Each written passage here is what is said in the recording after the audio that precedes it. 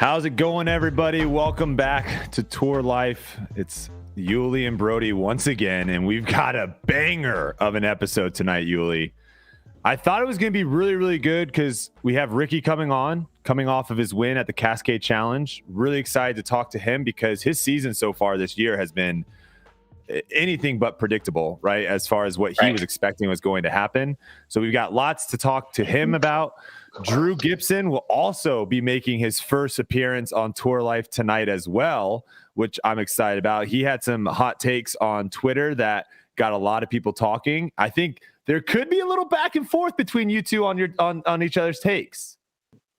So I might have to sit back and play moderator for that. So I'm excited to see what happens there. We've got a couple other things to get into, but first and foremost, big thanks to everyone for supporting the podcast. The podcast has been doing really, really well lately.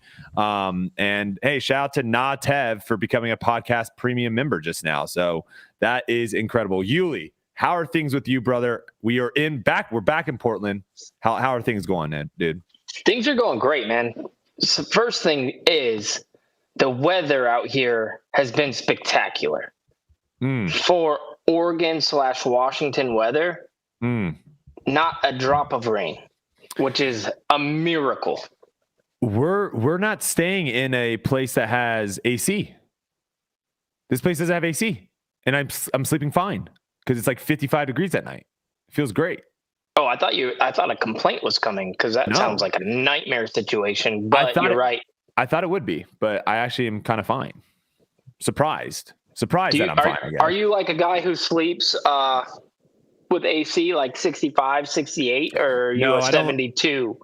No, not that high. I'm maybe a 70. 70 might be ideal with a fan. Yeah. 70 and a fan is super ideal for me.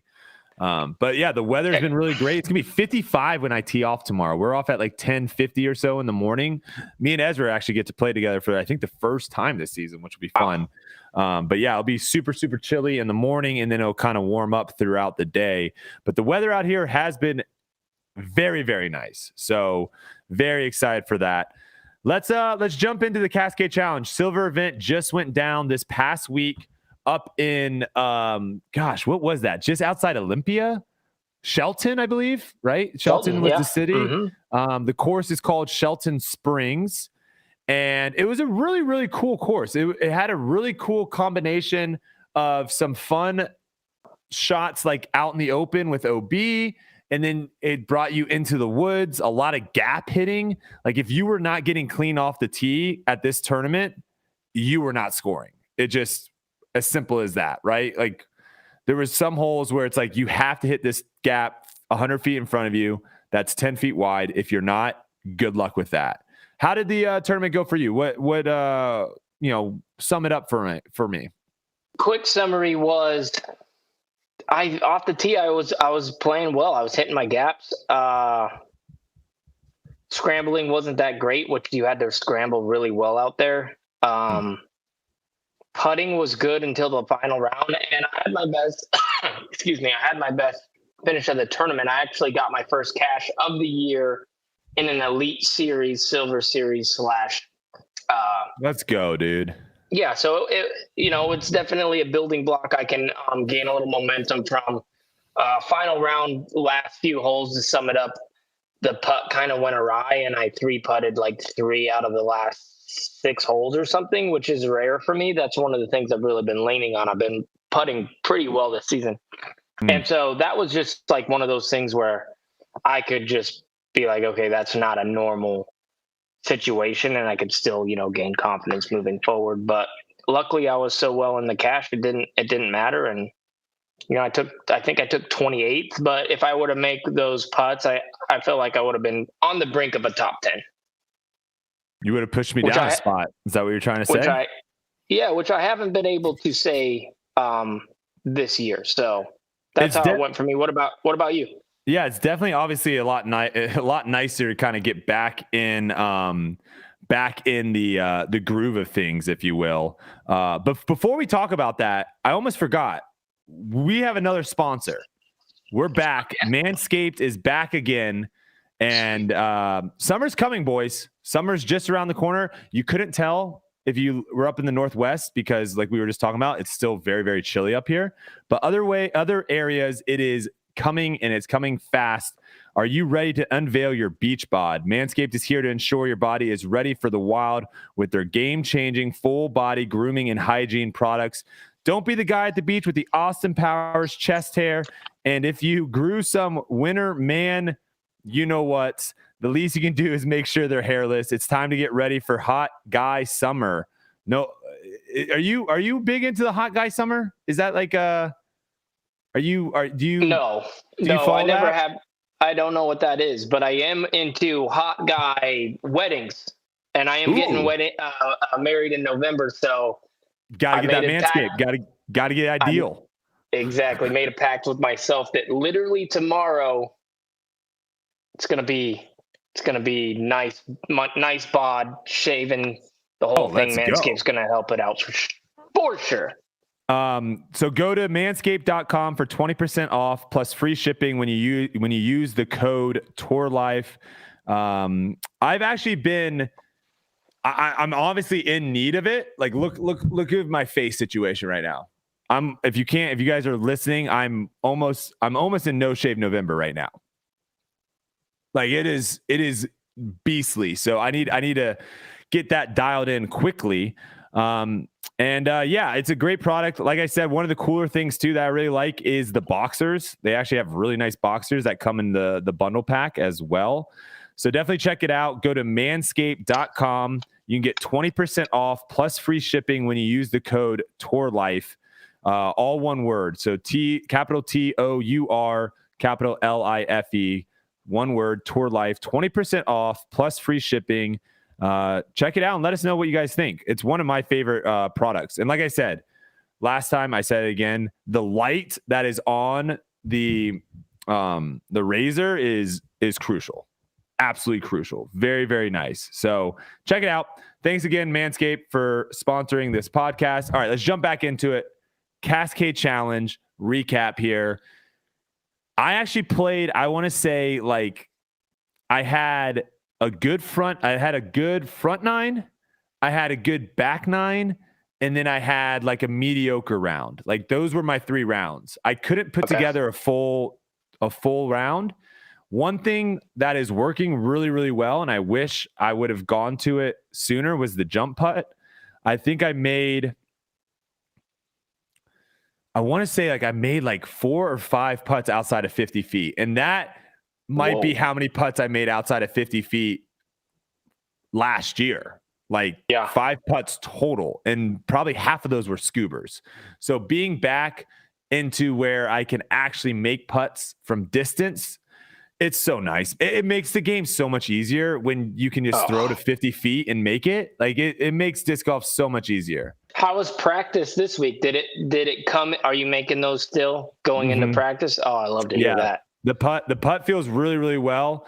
Obviously still need to put it under more pressure situations as well. Sure. But yeah, the game's feeling really good right now. It's really nice. Like you said, I haven't had the greatest start of my season either. And it was definitely nice to kind of, even though I wasn't able to really have a crazy good round, it was still nice to kind of put something together and get a top 15 finish there. So that was good. Threw some great shots, made some putts. See if we can keep it kind of going here this week in Portland. Absolutely. So important to find something to build off of into the next week. Very, very, very crucial. Yes. All right. So looking over at scores, the biggest storyline again is James Conrad. I believe this was round 1. So if we go to round 1, Silas, pull that up. The dude shot 14 under par. I mean, he's had a couple of the best rounds that we have seen on the Disc Golf Pro Tour. I mean, look at this. No bogeys. Yeah. 4 pars on some of the harder holes too. Like hole 6 is not an easy birdie at all. And then 14 is super tricky. 14 is really tough. Like you have to have 2 really good shots. 15 is a tricky shot. Like a tricky kind of straight shot as well. So almost had like a kind of flawless, perfect round, jumps out quickly in the lead, follows it up round 2 with another really good round as well, but ends up falling short. So if you can pull up Silas, his final round, he had a couple shot lead going into his final round. He ended up shooting 5 under, which out there is just not going to get it done, and falls to 4th place. And it just looks like he just didn't really get off the tee that well. He only got into circle 1 39% of the time, which he didn't really give himself that many chances. And it looks like he either missed the Mando or went OB on one of the holes as well. Wasn't able to scramble and ended up taking a couple bogeys on the final round. But he's very, very close. I think right now his game is still kind of a little bit under the radar because he hasn't won in a while, right? He had the big worlds. He won USDGC, but he hasn't really taken down too many events on tour. But his game is very close to just popping these off. And he's been consistently kind of pushing up, especially in these wooded courses. Like, that is a very impressive round. Yeah. When you're talking about like this, how important scrambling is for him not to have a forehand to scramble. Like, he must have just been lacing every shot. No, for sure. So second round, I had the best driving round that I've had in probably like 5 years. And what I mean by that is, on a course like that, it's hard to control your disc every single inch of the fairway. Like, the ultimate goal is hit the initial gap, which every hole out there has an initial gap to hit. And that's what I did. I hit, for the first time in a long time, I didn't miss a gap. I didn't hit one tree off the tee. I made it past the Guardians every single time. And I only shot like a 7 down. I didn't make any jump putts. But then that really put it into perspective of how great his round was. Because that means that he's making it through those gaps, getting into a spot, and then scrambling well from there. And not having a sidearm, like you said, makes it all the better, because I was only able to get like a 7 under off of my round, which means I wish I could have seen it, really. Yeah, I don't know how much of it was on coverage. This was we'll get to coverage in a little bit, but tournaments that me and Yuli on this one, obviously we played a little bit better than we usually do. So I didn't get to watch as much live because I was out there playing on the course when live was going on. So unfortunately, my first 2:30 tee time, dude. Hey, it was weird. And it wasn't round 1 too. That's also big. Yeah. Because if you get a late it sucks only having a late tee time for round 1. And then it's just like each round, your tee time keeps going lower and lower. Yeah. Baby steps for me, man. I'm like looking at tee times now. Like, can I get a little extra sleep in at this point? I'm like, sweet, 2:30. What am I going to do the whole day? Forgot what that's like. Crazy. So we'll skip over Ricky. Obviously, we'll talk enough about Ricky when he comes on here in a little bit. But I want to talk a little bit about Matt Bell. I got the pleasure of being able to play with Matt Bell for two of the 3 rounds. And the dude, he might be the best putter on tour. He is. Yeah, I think that him and Gannon. I mean, I've said this about Matt Bell for years. He is for sure the most underrated player on tour, and it's not even close. And this is the stats to back that up. He has 2 Elite Series wins in his career. Wow. And really? Nobody knows that, right? I didn't think he had any wins. Wow. Yes. He took Ricky down in Delaware for a national tour victory a few years ago. Which is, I mean, national tour. And he won a pro tour event in Utah before Worlds, I think. Oh, he won that thing. Wow. Yeah, the dude has what I would say like is a serviceable forehand. You know, he's not going to, you know, have anyone's jaw drop when he throws his forehand, but it's very serviceable. He can hit gaps with it. He can hit it on different angles. I saw him on one hole. He hit like the first tree. It was like one of the 630-foot par 4s. He hit like literally first tree, shot straight left. So he's still like 550, 500 out or something.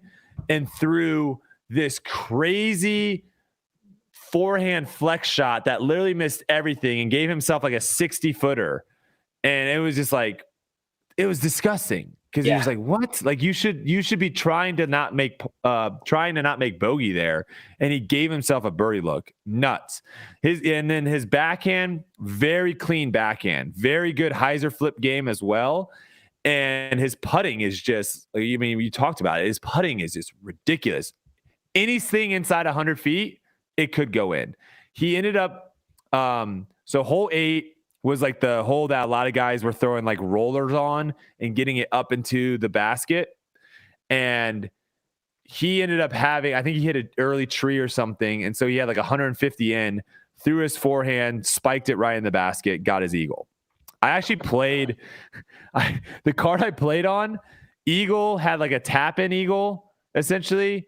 Matt Bell threw in for eagle, and then Garrett Gerthy had like a 30-footer for eagle. He ended up missing the putt. But I was like, I took par, and I was like, wait, am I about to play a hole where the 3 guys on my card all get eagle, and I'm just sitting here with a par? Like, this is gonna make me feel like an idiot. But yeah, he threw that in, and then to finish his tournament, he went like 60-footer on 16, 60-footer death putt, like he was left of the basket on 17, 60-footer cash, and then another 60-footer on 18 to go birdie to finish to get tied for second. I mean, the dude had a tournament. He is fun to watch. Like if you're coming out and he's got like maybe an early tee time or something, watch the guy play. You can learn something from him, and he's just very exciting to watch his game. It's a very exciting way to play disc golf. Dude, and the way that he like thinks about putting is, if you ever have a chance to like say, hey Matt, what do you do when you're putting? Like, can you give me a little breakdown of what you do? The dude's kind of nuts, bro. He's kind of nuts with the way that he breaks it down. He has like obviously the release point, but then he has levels to it. Okay. He gets to the point where, I've heard this from him, he counts the rotations of his disc for different distances. So he'll put like a stripe on it, count how many rotations it takes from 30 feet, and tries to get the same rotations every single time so that he counts all the way back up. That's how consistent this guy gets with his putting. And I don't know, wow. I've never heard of anybody like doing that, but whatever he's doing, he's got it dialed. But yeah. I mean, just the level of like, okay, I'm going to really focus in on my putt and figure this out. Like, the dude knows how many spins it takes to make a 30-footer with his own putt. That's loony, dude. That is nuts. All right, to go down the leaderboard a little bit more. Evan Scott, the little youngster. I mean, he can't be more than what? Is he 18 now? Do you know his age? He's got to be close to 20, I bet. 20? I feel like he's kind of... I don't know. I feel like he's cold. I mean, it's tough to say. Maybe you're right. Maybe he is like 18, 19. He's probably 18. I don't think he can drink. We'll say that. Okay. I'm pretty confident that he is not able to buy himself an alcohol beverage. I'm sure we will be corrected. Also, apologies to Allie Smith. I was corrected. I think I got her confused with someone else. She is not a junior player. I believe I think she tweeted me or DM'd me on Instagram saying that she is 28 years old. So apologies. She is not. She has been very impressive these last couple tournaments, but she is not a junior player. So I just want to make that correction. Then you have James Conrad and Eagle finishing out the top 5. Eagle was making a ridiculous push. Eagle was, I believe, 7 under through 10, the final round. He ended up taking a bogey on 11 and then doubling on 18 to kind of he took two bogeys late. Sorry, I was looking at AB. Eagle actually was, my bad. Eagle actually was 10 under through 13. 13, yep. Is that right? Yes. No, 11. No. He only missed 2 holes and he took an eagle. He had 3 pars and took an eagle. Yep. So he was 11 under through 13. So he was making a ridiculous push. And a course like this too, it is still very birdie or die, obviously, with like people shooting double digits. So it is a very birdie or die course, but it is one where like the last couple holes aren't like gimmies. So if you kind of can put a number out there and put a score out there, you know, now all of a sudden you have Ricky kind of having to chase him down. Ricky played really well, shooting 11 under his best round of the tournament. So he basically just stamped it to where no one could catch him. But Eagle was putting a little bit of pressure on there. You've got AB, someone that, again, like, we'll get into a little bit of the distance throwers conversation later, but I don't think people would have thought AB was going to play well at a tournament like this, where it's tight woods, distance doesn't really matter that much. But the dude can shred in the woods, and when his putting is on, he's up there with everyone. So a good top 5 finish for him. Then we have Jonah, Andrew Marweed, Connor O'Reilly, Garrett Gerthy, and Isaac Robinson. Oh, and gosh, a lot of guys tied here at 21 under. Andrew Presnell, Gavin Babcock, Eric Oakley, all those guys making the top 10 and getting some decent points at this silver event, you know. Cashing in some decent points as well. So that was pretty much it. I don't really even want to go down the leaderboard to be like, oh, this person didn't play well. I know we sometimes do that and be like, oh, we're surprised that this person didn't do that well. This course, honestly, it was one of those where I was a little bit surprised with how consistent the top guys were, right? Like Ricky going 52, 52, 50. Yeah. I thought there was going to be a little bit more. Evan Scott went 51, 53, 53. I thought it was going to be a little bit more like James Conrad, 47, 55, 56. Like one round in there, you kind of just like, things just didn't work for me. And maybe you have a good round. I thought I was going to see a little bit more of a sporadic thing, but yeah, pretty good little finish there on the MPO side. You have anything else on the MPO side for Cascade before we go to FPO? I don't think so. Okay. I think that covers it. Yeah. All right. The big ones on FPO, the big storylines for me, you have Kat Merch showing that it wasn't a fluke, right? Showing that she can win and she's going to be around here for a while. Interesting thing with Kat Merch in her press conference or her interview after she won, she mentioned that she only had played one practice round. She said she had played one practice round the day before, wasn't thinking about even playing in the tournament, and then liked the course so much that she was like, you know what, I'll play. What are your thoughts on that? Do you think sometimes people is that a thing? Do you think she would have done better if she had 3 practice rounds on Monday, Tuesday, and Wednesday, or, Tuesday, Wednesday, Thursday? Or do you think, what are your thoughts on practice rounds?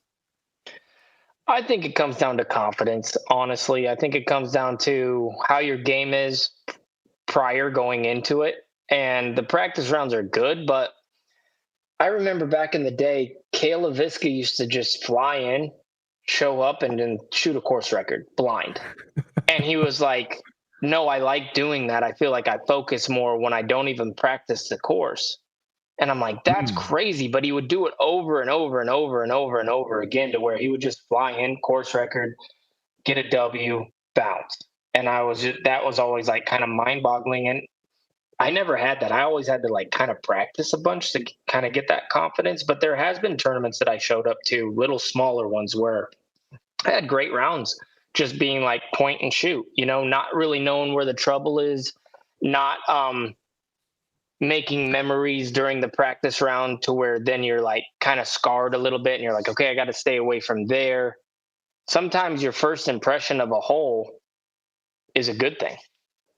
Is this a little bit along the lines of like down the stretch, not looking at the leaderboard because you don't want to know where you are? Like, is this really not practicing and not knowing where the OB is or where the trouble is? Is this really something that would work long-term versus people that are preparing and taking notes and doing that? I don't think so, because I also remember doing this and then looking at a shot, and this is before like rangefinders were a thing and everything, and throwing a shot and being like, oh, threw it perfect and being 40 short, and then noticing that there's a cliff behind it and being like, oh, I made a big mistake here. Gotcha. Okay.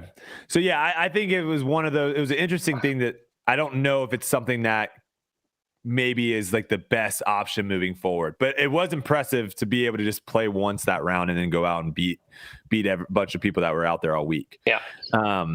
So she now has taken down an elite event and a silver event, and she is a very interesting player to watch. Like we said this, I tried to get her on the podcast tonight. I did reach out and ask.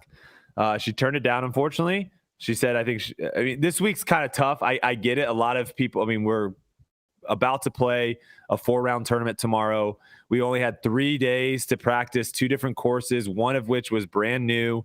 And these are longer courses than we have been playing. So I get it. I get how some players are like, I don't want to do this, whatever.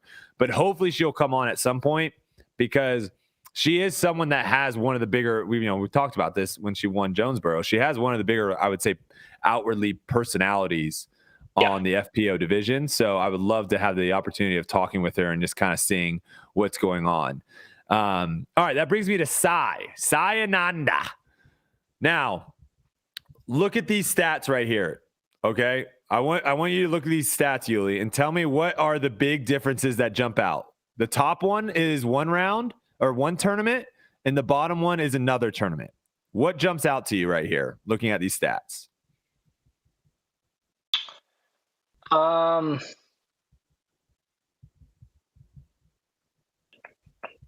It looks like the circle 1 in regulations kind of popping off there. Mm-hmm.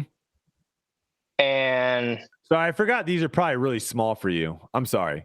No, it's okay. Yeah, circle 1 putts as well. It looks like. No, I mean, what about circle 2 putts? Oh yeah. Wow. Yeah, 0 circle 2 putts. So, number 1. So this was pretty big difference. So size. This is size tops. The top one was her final round her tournament at this past week, Cascade Challenge. She was first in fairway hits, first in circle and reg, first in circle 2 and reg, third in scramble, 5th in birdie, 0%. Didn't make a single circle 2 putt, and 67% in circle 1X. Now, when she won at Texas State's, that's what the other one is. The other one is her Texas State's. She was 7th in fairway hits, 12th in circle 1, 4th in circle 2, but she was 100% in scrambling and 43%, which was first in circle 2 putts. 43%. Her putting let her down this tournament. I think she could have easily, she lost by 3. I think she could have, if she had like a decent putting tournament, I think she could have won this thing by quite a bit. She was throwing the crap out of the disc. She just couldn't make putts.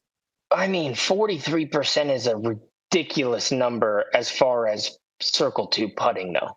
That's a ridiculous number. It is for sure. No, but that was one thing we did talk to her about when she was on here, was her putting and how confident she is in her circle 2.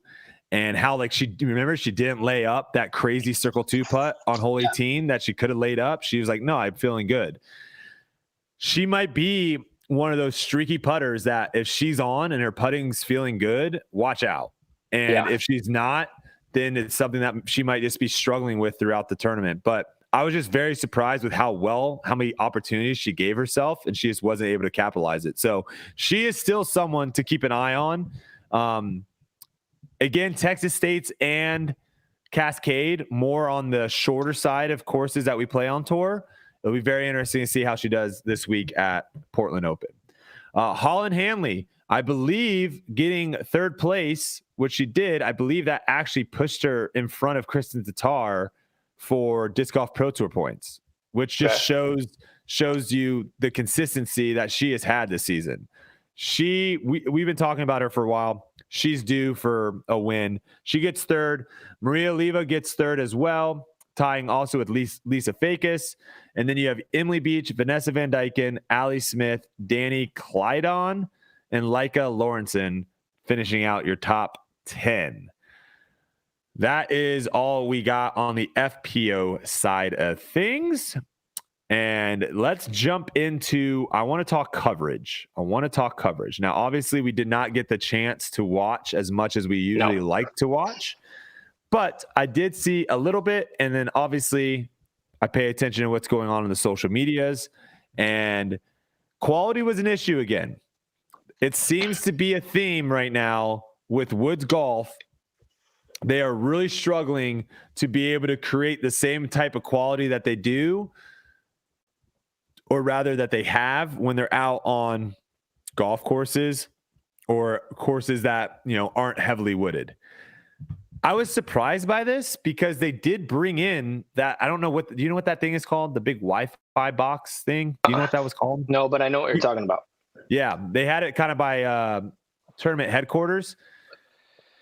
They had this huge thing. They paid a lot of money to have really good Wi-Fi out there, but I guess there was still I believe it was hole 14 and 15, which is like the furthest away we got on property. Those were like the trouble spots, and it was very pixelated, and it kind of came in and out. And I put a poll up because I was curious. I put a poll up on Tour Life Podcast. First off, thanks for everyone that are following us on Twitter. I said, what's more important for watching live disc golf? The quality of the course or the quality of the coverage? So like playing on a really incredible course, it's amazing, it's beautiful, it's awesome, or being able to like see the coverage in high def, no lag, no like interruptions. And overwhelmingly, obviously we don't have it's a small sample size, 596 votes, but out of those 596 votes, 76% said quality of the coverage. What are your thoughts on that? I mean, if you're going to turn on your TV to watch something, you probably don't want it to be pixelated. It'd be like, hey, do you want to watch, well, it's an interesting point, because if I wanted to watch my favorite team play on TV, would I rather watch that or a different game that has good coverage, question. Yeah. So that's tough, actually. That's a tough one. I feel like how frustrated are you? Like if you turn on your Phoenix Suns to watch and it's like bad quality, the stream is going in and out. Are you like crazy frustrated? Like, are you upset? Oh, yeah. I mean, I'd lose my mind for sure. Yeah, absolutely. Especially too, apparently they were saying like the last couple holes were really bad. So 14, 15, and then people in the chat right now are saying that even after that, some of the holes were bad. So like now you're turning in, you're all amped up for the final stretch, and then it's like you're just getting like not the greatest. I don't know. It's a tough one. It's a tough one. Because like what is the best solution, right? Like obviously we need to have wooded courses on tour. So we can't just get rid of them. But I do also think that how was the coverage in at Champions Cup? Was it trash? Yeah, it was bad at certain spots as well. It's almost like every wooded course we go to. It literally is almost every wooded course. They have a problem. What about like Idlewild? I feel like that coverage is good. Yeah, I'm not sure about that one. I don't know off the top of my head. I'm just trying to think of the woodsy courses, and then like Maple Hill, it seems like that's pretty good coverage. Mm-hmm. So it might just be properties. Yeah, I think cell phone service is a big one. Obviously, when you go in the woods, you're not trying to have cell phone service like cover the woods. But that obviously is an issue. It's one where it's like there's not really like a good. The only way of doing it is like, do you just do like a delay, right? Like, is that weird? Where it's live but it's delayed like 5 minutes, because then you're gonna have people on UDisc that can see stuff ahead of time. Like, I don't know. I don't know what the best solution is. I just know people get really upset, especially if you pay. That's the thing. If you're paying for something and it's not good quality, I think that what really irritates people even more. How much are they paying at this point? Well, it depends on if you're like a PDJ member or not. But I think, gosh, what is it? 11 or 15 bucks if you're not a PGA member, and like 11 if you are, I think, a month. How much is it to buy a live UFC fight? Ooh, that's like 70. Don't want to hear any complaints then. You're paying a very, very, very cheap price for whatever you get. Cable. $12.99 is what cable. I mean, paying. I pay like, I don't know, like $79 a month for YouTube TV. Mm-hmm. So, I mean, you're paying kind of a small fee. If I bought something for $10 to watch like pickleball and it wasn't that good, I wouldn't. I mean, you're not getting the quality. You say that, but also like if I translate it to food, like if I buy a slice of cake for $5, can I not translate it to food? Is that a bad analogy? You can't. You got to translate it to another thing that you watch. Okay, what about movie? What about if you pay for a movie and like the movie's messing out? No, it's got to be live too. Ooh, a live movie. Okay. Well, I mean, it is theoretically kind of live. No, that's why I'm saying like the UFC fight's live. You're tuning in. You know, cable live. I mean, I would be.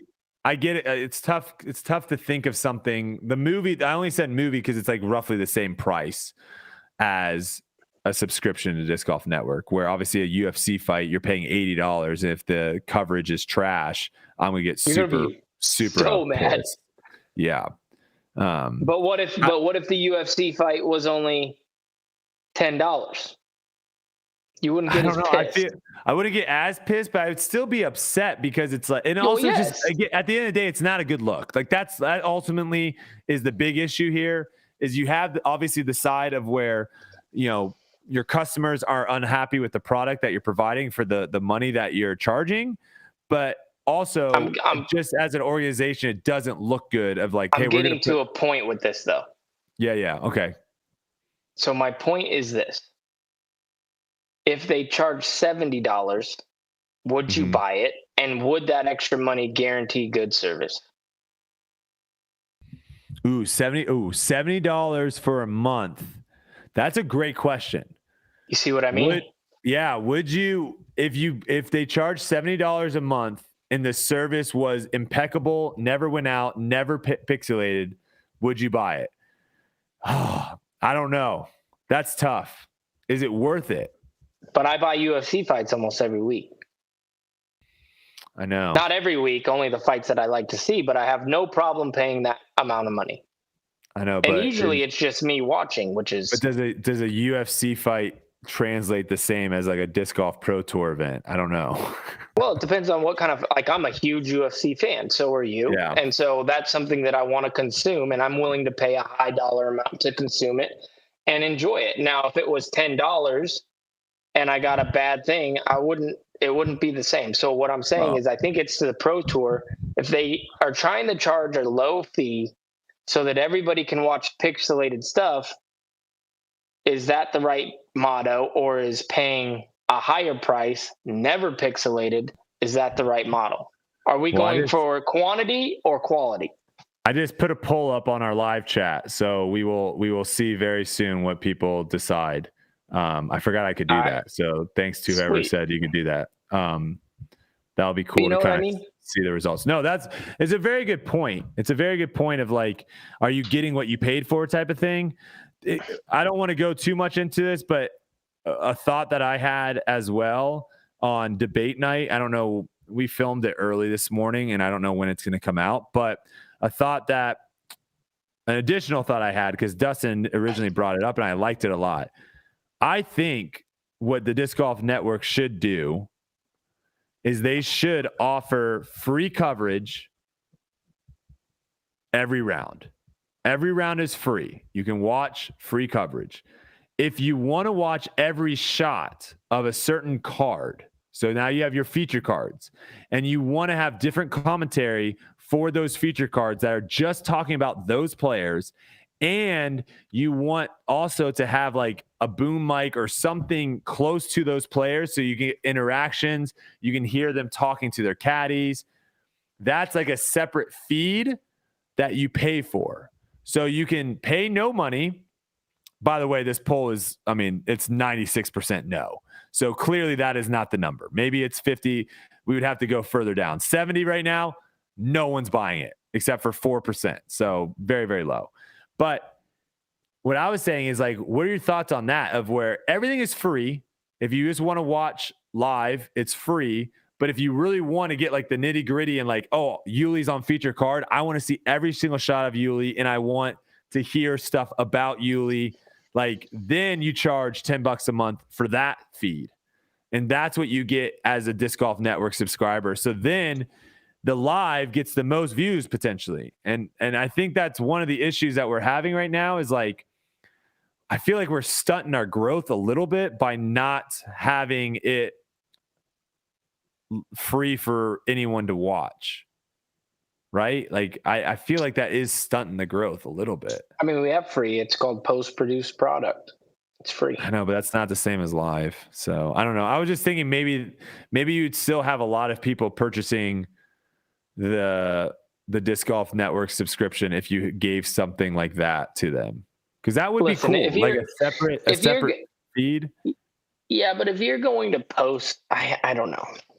I don't know, because I don't think this is a big topic at other events. Like you said, it seems like it's just been like the first part of the year, but I can't remember. I feel like it's been, I think it's been brought up at a couple different events. Really? Yeah. A couple. I just haven't paid attention. Enough. I would say it's been brought up, like bad coverage on certain holes has been brought up enough to where it is an issue. Like it's not just like a fluke. It is something that they struggle with. So obviously there are tournaments where they run flawlessly, but we'll keep an eye on it. Put up another poll.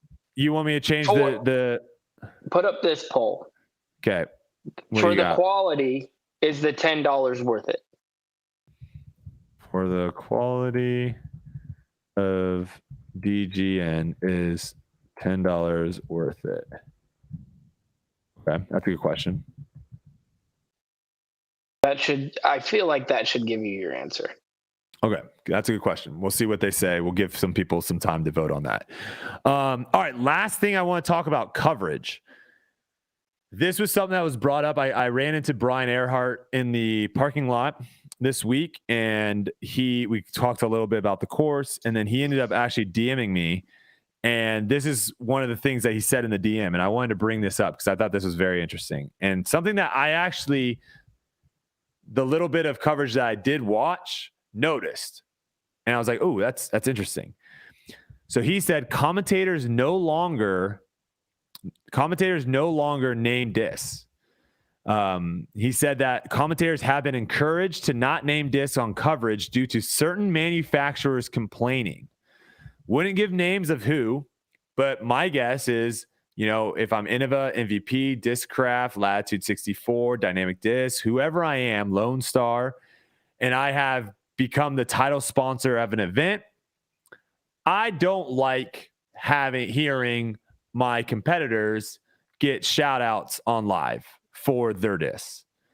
So he also said manufacturers. So it's not just one. He said multiple manufacturers now have, complained about this. And so now they are going with what I was essentially saying should happen in the beginning, because I think it is free advertising. I think it is something that manufacturers should pay for. They now are saying he is throwing a, fairway driver, whatever, overstay. Now, there is still a lot of guessing going on, right? Because it is live. Unless you know that person's bag inside and out, you are kind of guessing to what disc they're throwing. How does Jomez do it? You guys get like a shot by shot list, or how does it work for you guys to know what discs people are throwing? Because I know they throw it up there. They tell you, yeah. They get the bag information and then they throw it up what disc they're actually throwing, which is a really cool thing that they do. But as far as me, I've always, sometimes I slip and I'm like, oh, if I know the bag, I'll say that's his Flippy Destroyer, that's his Flippy, Stalker, or whatever. But for the most part, I've always tried to stick to fairway driver, that's his fast driver, overstable fairway driver, and those things, just because I thought it was a little bit cringy if I'm just always always being like, oh, that's a Captain's Raptor right there. You guys see that? That's not cool. And so I try to like keep it even all the way across the board and not show favoritism to one thing or another, because that's my job, just to point out the story of what's going on in there. And another reason is I don't know any MVP discs, dude. I have no clue about any Discmania discs. Like, I have no clue. I barely know like some Innova discs. And the only and those are old ones, you know what I mean? Like the staples of drivers and rocks, like that keeps it pretty simple for a long time. I know Discraft discs. And so it's definitely not fair for me because of the knowledge that I do not possess with those things. Now, I've also got a lot of pushback with this of, oh, that's so unprofessional for you not to know the disc that those guys are throwing. Yeah. It changes all the time, though. It's like, it's not. And that's my point is, listen, they you get new discs every day. Working so hard to like know that. Right. And I could, and if I wanted to be better at my job, it would be a thing, and I really had to have some thought about this, because do I want to be better at that certain thing? I think the qualities that I bring are not knowing people's discs. You know what I mean? Like, my authentic commentary self is to just bring. I always fall back on this, because when I first got into the commentary business, I read some books and I talked to some really high up like commentators in other sports. And I said, okay, what do I got to do? Because when I first got in, I was replacing Nate, the most beloved commentator of all time. Not easy to do. No, the hardest thing ever. And people didn't like it right away. And when I talked to these other people, they're like, well, what are you trying to do? Are you trying to replace Nate, or are you just going in there and you being a commentator? And they said, the best thing you can do is get in there and tell the story the way that you see it. And that's all your job is. So I've really tried to lean into that, because what I see is sometimes hilarious. The thoughts that straight come to my mind, I blurt out, and they're not always right, and they're not always like perfect, but it's my true self. And I think that's what a lot of people like about my commentary is I'm not just, dot my I's, stripe my T's, like guy. Like, I bring a little comedic energy to the commentator booth, because that's what I'm seeing. You know what I mean? Yeah. That's the first thing that comes to my mind. And you're like, I think the best example of like being able to see how this, how there's different commentators or different analysts or whatever, is I love watching I'm blanking on the name, the TNT NBA show. What is that called? Is it TNT? Inside the NBA. Is that it? Is that what it is, with Charles Barkley and Ernie Johnson and Shaq? Oh, I think so. Inside the NBA? No, maybe not. It might be. I feel like Inside the NBA was. Yeah, I'm blanking on the name right now. It might just be the NBA channel. But what I'm talking about, like when there's a game on TNT, it's those guys afterwards, and like Ernie Johnson is like the professional person that he is kind of running the show, letting people know when the next topic is up, and he obviously joins in a little bit, but he pushes it to commercial, he brings it back, he does all these things. And then you've got people like Charles Barkley and Shaquille O'Neal that are on the show that are more like you, where they're just giving their honest opinions. They're not really having to work to be someone that they're not. Not saying that Ernie is doing that, but there is a difference between the two.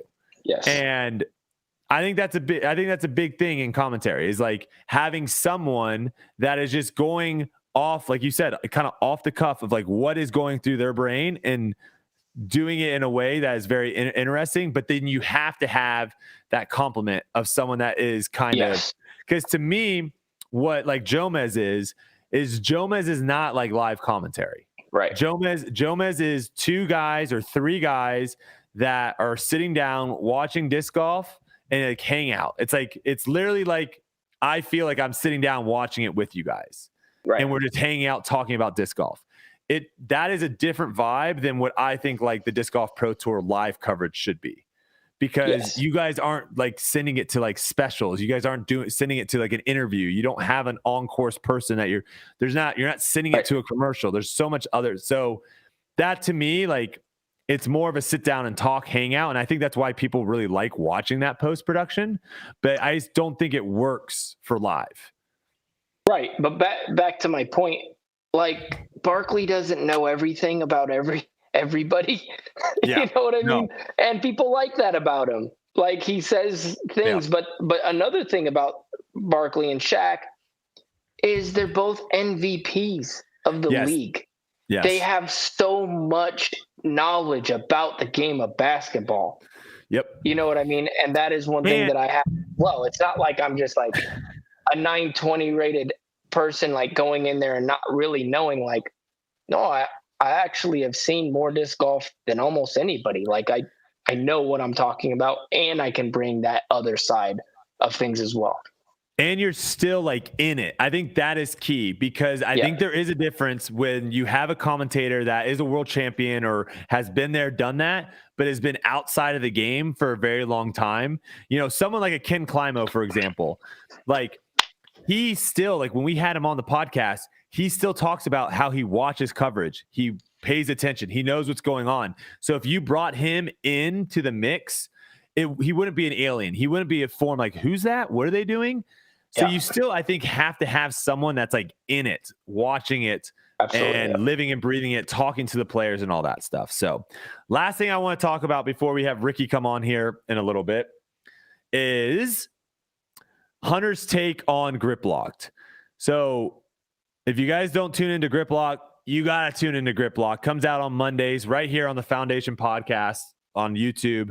So make sure, if you guys are listening to this right now, check us out on Foundation Podcast on YouTube. But Hunter and Trevor on Grip Locked, we're kind of going back and forth about silver events. All right. Hunter's take. Well, let me ask you first before I get into Hunter's take. Where should we view a silver event? Like, on what scale, on what level do you view a silver event? That's actually funny, because I was thinking about that this weekend. And it's actually a great question, because I don't even know if I can come up with an answer, because I'm so in between of how I actually feel. Really? Because because I don't, nothing changes if I miss a silver event. I don't feel guilty.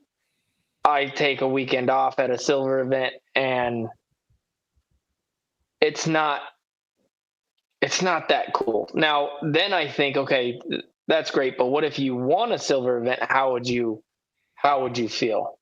And that's where I feel like I get my answer.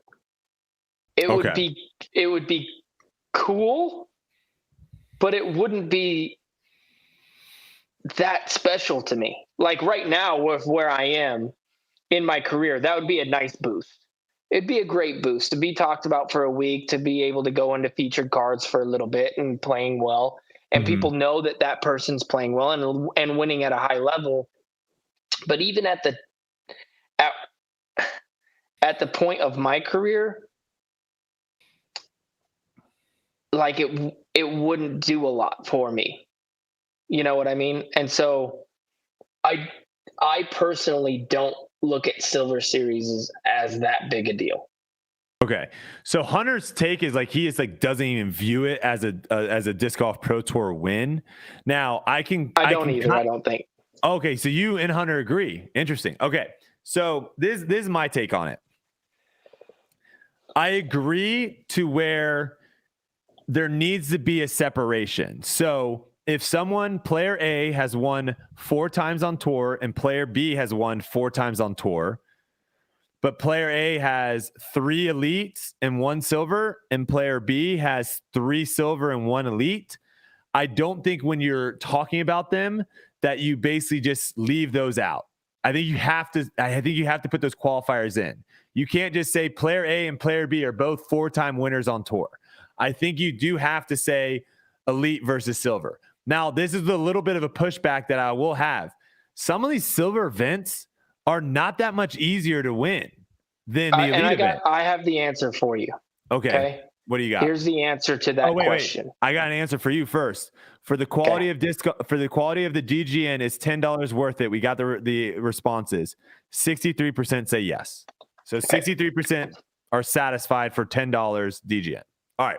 Okay. Continue. The answer to that question is, who cares about the field? The field doesn't matter. It really doesn't. It really doesn't. The title matters, because if you take the same field and you play a C tier, does that get in the same conversation as a silver series? Same field. And let's say that it's for $20,000 for first. It does get brought up, though. It does. But is it a career win? It's not. If it's a C tier compared to a silver series, which would you rather win? A C tier for $100,000, Brody, or an elite series for $7,000? I mean, you might be talking to the wrong person, but I'm taking the 100,000. Okay, let's say 20,000. I'll probably take the 20. Okay, what about 10,000? Then I probably would go elite. I mean, obviously there is a number value at a certain point but that kind of shows you that I don't. Are we saying 100,000 and the field is the same? Because same field. Yeah, same field. I probably do a lot of the money for a while until. Okay, so now, so let's say no money. Would you rather win the C tier or the elite series? No money, elite for sure. There's your answer. Yeah. Then silver doesn't mean anything. It's all about the title. I would pay right now out of pocket $100,000 to win a major. I would pay that, and now you get $0. I would pay that for my career, because that's what it means to me. That's like my holy grail of something that my last achievement. That's what I'm trying to grasp for. I guess the issue I have really is there isn't really that much built in yet to make, for example, Las Vegas Challenge versus Beaver State Fling. I don't have anything that makes me feel like the Las Vegas Challenge is more important than Beaver State Fling, other than literally the name of the two, elite, silver. Right, but that's what makes the tournament. Because no matter what happens, that title goes into the record books. The other one doesn't. Like, for example, on the PGA Tour. Silvers do go in, though. It's still, you're still winning on the Disc Golf Pro Tour. Not really, no. How many? I mean, Ricky's won how many of those? Who cares? Well, who cares? Who cares? It's great for. But you can say the same thing, though, with Ricky, is like, how many elite events has he won? Who cares? How many majors has he won? How many majors, how many worlds? That's what is important. But that's what there's levels to it. And this is going to be a question I'm going to ask Ricky, because I'm very curious to see what his answer is on it, because he is someone that has won at every single level. So it's curious to see where his mind is. But do you see what I'm saying? Of like, a certain point, like obviously there is going to be a certain tournament that like now that Kelsey is going to be living out in Vegas and I'm going to be spending a lot more time in Vegas, winning in Vegas is going to probably be a little bit more meaningful to me winning there than at another elite event. So it's going to change player to player. It's just, I don't know, man. I just don't think you can discredit them. I don't think you can discredit them. Like this was a very, very good win by Ricky this past week and by Cat Merge. Last analogy. PGA Tour. Same purse, same everything. Mm-hmm. On the PGA Tour, same field. If there was another one across, no PGA event, same field, same purse, same everything, would you even talk about it? I mean, the PGA Tour, though, like the thing with that is the field does matter. Who's in the event does matter, and the course also matters. Those two things are the biggest things that drive. Not to a new player. Oh, Ricky's. All right. We have Ricky here. We're not. I want to hear from the man himself too, Yules. So we're gonna bring Ricky on. Let's bring him in. coming off of a fan appreciation, I think, meet and greet. Ricky Wysocki back in the winner's circle, taking down the Cascade Challenge last week. Rick, thanks for coming on the show, man. Glad to have you on Tour Live. Yeah, first time here. Thanks for having me, guys. It's a very new show, so hopefully we'll have you on here more times in the future as well. But I obviously know like this week has been probably a little bit more jam-packed for most of us, right? 3 days to practice, 2 courses, 1 being brand new. So I know we really appreciate, and all our viewers really appreciate you taking the time to jump on. First question I have is how good does it feel to get back to winning a tournament? Because my goodness, your season definitely did not go the way you were planning it right from the get-go. Yeah, no, it's been tough. I mean, I tried to come back in Nashville, or I tried to come back in Austin, and just I had the DNF. I didn't have it. My wrist just wasn't ready, and then came back in Nashville, and I think I got like 8th or 9th, and I played all right, I guess, but it just wasn't. Yeah, I wasn't even close to 100%. And then I'm like, all right, well, I'm done with this. 50-60% stuff. I gotta wait till I'm 100%. So Beaver State was decent. I was starting to feel better, and then Cascade, and this week I'm really finally starting to be able to play like myself, and with no weakness, no muscle weakness, no wrist inflammation or pain, anything like that. So that's definitely a positive. Was that the limiting factor that you've been experiencing, is like the swelling and stuff that you've had in the wrist? Is that what it's been?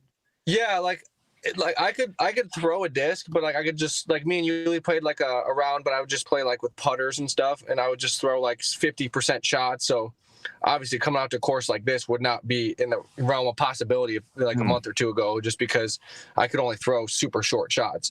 So yeah, it was just inflammation from the Lyme and everything. It just seems to attack it went from my knee, and now it was in my wrist. And but it seems like it's doing a lot better. I'm trying this new treatment. It's like a nebulizing medicine treatment where you kind of inhale this medicine, and it's supposed to be some new thing that's supposed to be help with Lyme, and I'm doing that, and that's kind of gave me a lot of relief. Oh, interesting. Where do you this obviously was a silver event, but like what was the feeling like when you tapped out on 18 and you got the win? Like what did that compare to some of the other bigger tournaments and stuff you won, just because of you haven't been able to compete for so long? Yeah. I mean, I think that it was, you can tell, but like based on how you play, where like, hey, some tournaments, if you play a local A tier or something, let's say, and you don't play your best, and you're like, all right, well, on tour, I would have probably got like 20th place, and at this A tier I just won. Like that's kind of the difference that that those events feel like, is like, all right, if you play well, like in a good field, you may not necessarily even win, depending on certain players, because it's just there's a lot of good players, and but it felt good. I mean, there was a lot of players. James was playing really well. Evan Scott was playing really well. I think that's a course like that, it fits his game really well. And it was just kind of like, there's always that one guy that gets hot. And it seemed like it was Evan this week.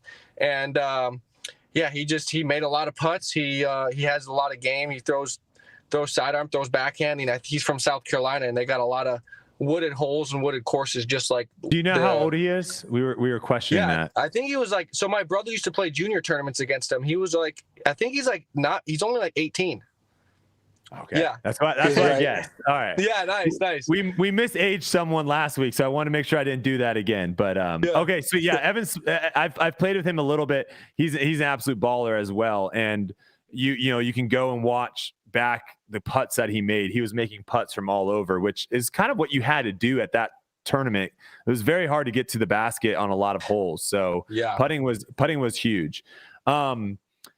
What were your thoughts on the course itself? Do you think like the Cascade Challenge has like a spot on tour in the upcoming seasons?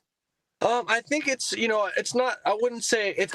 They were talking about putting on the casino. They have a golf course. They were talking about maybe doing a bigger event and putting two rounds on the longer golf course and then 2 rounds at the wooded course. I think there's some changes that need to be made for sure on the wooded course, just with trees in the middle of the fairway. And just, weird angles like that with just kind of like, it's almost, there's a couple holes where you throw it in the fairway and it feels like you're scrambling from the fairway. Like, I mean, it's okay. It's okay. You know, like I said, I guess for what it is, like you said, it's a silver series. But holes like that, I just, you know, if you're going to want to get, you know, bigger and, you know, turn it into an elite series, I think you got to get rid of a couple of those holes. Because yeah, I think at our level, you don't want to be throwing it right in the middle of where they want you to throw it, and then just have, you know, a bunch of random trees, and there's not really you just kind of throw it and hope to get through the trees. So there's not a bunch of those holes, but there's enough to where I think that might be holding it back from getting bigger. Yeah. Like, do you think having a course as tight as it was and having the trees, you know, I think we all played with people, and probably ourselves as well, that got lucky sometimes with tree kicks and then didn't get lucky with tree kicks and missed our gaps, but we're still able to get all the way to the basket. Do you think that is a style of disc golf, like in the woods, that you enjoy, of where there is like that randomness? Or do you like more of like a Champions Cup style of where the fairways are kind of 20, 30 feet wide, there's nothing in them, and then you've got all the trees and stuff on the sides? Yeah. Well, it's funny you say that, because Champions Cup, you know, let's say that course 10 years ago was that. And it's changed with the game, you know, and I think Yuli's the same way, can relate to this. Like, Champions Cup used to be like the course we played, kind of, where there's trees in the middle, and like like some holes you're scrambling and throwing weird angles from the dead center of the fairway. And so it's kind of a type of golf that we got used to playing over the years, because that's the type of courses we used to play. But I don't necessarily like that. It's just it's a skill that I'm good at, but that doesn't necessarily mean that that's what I want to see on the tour. I like the Champions Cup style now, where they've manicured most of the trees, and it's like nice angles where discs actually shape that angle, because, you know, it's always the worst when you throw this blind around a corner in an S curve back. It's like, do the course designers realize that a disc doesn't fly like double helix around a corner? So I think that's, you know, something that, you know, the Champions Cup course has really adapted with the times really well.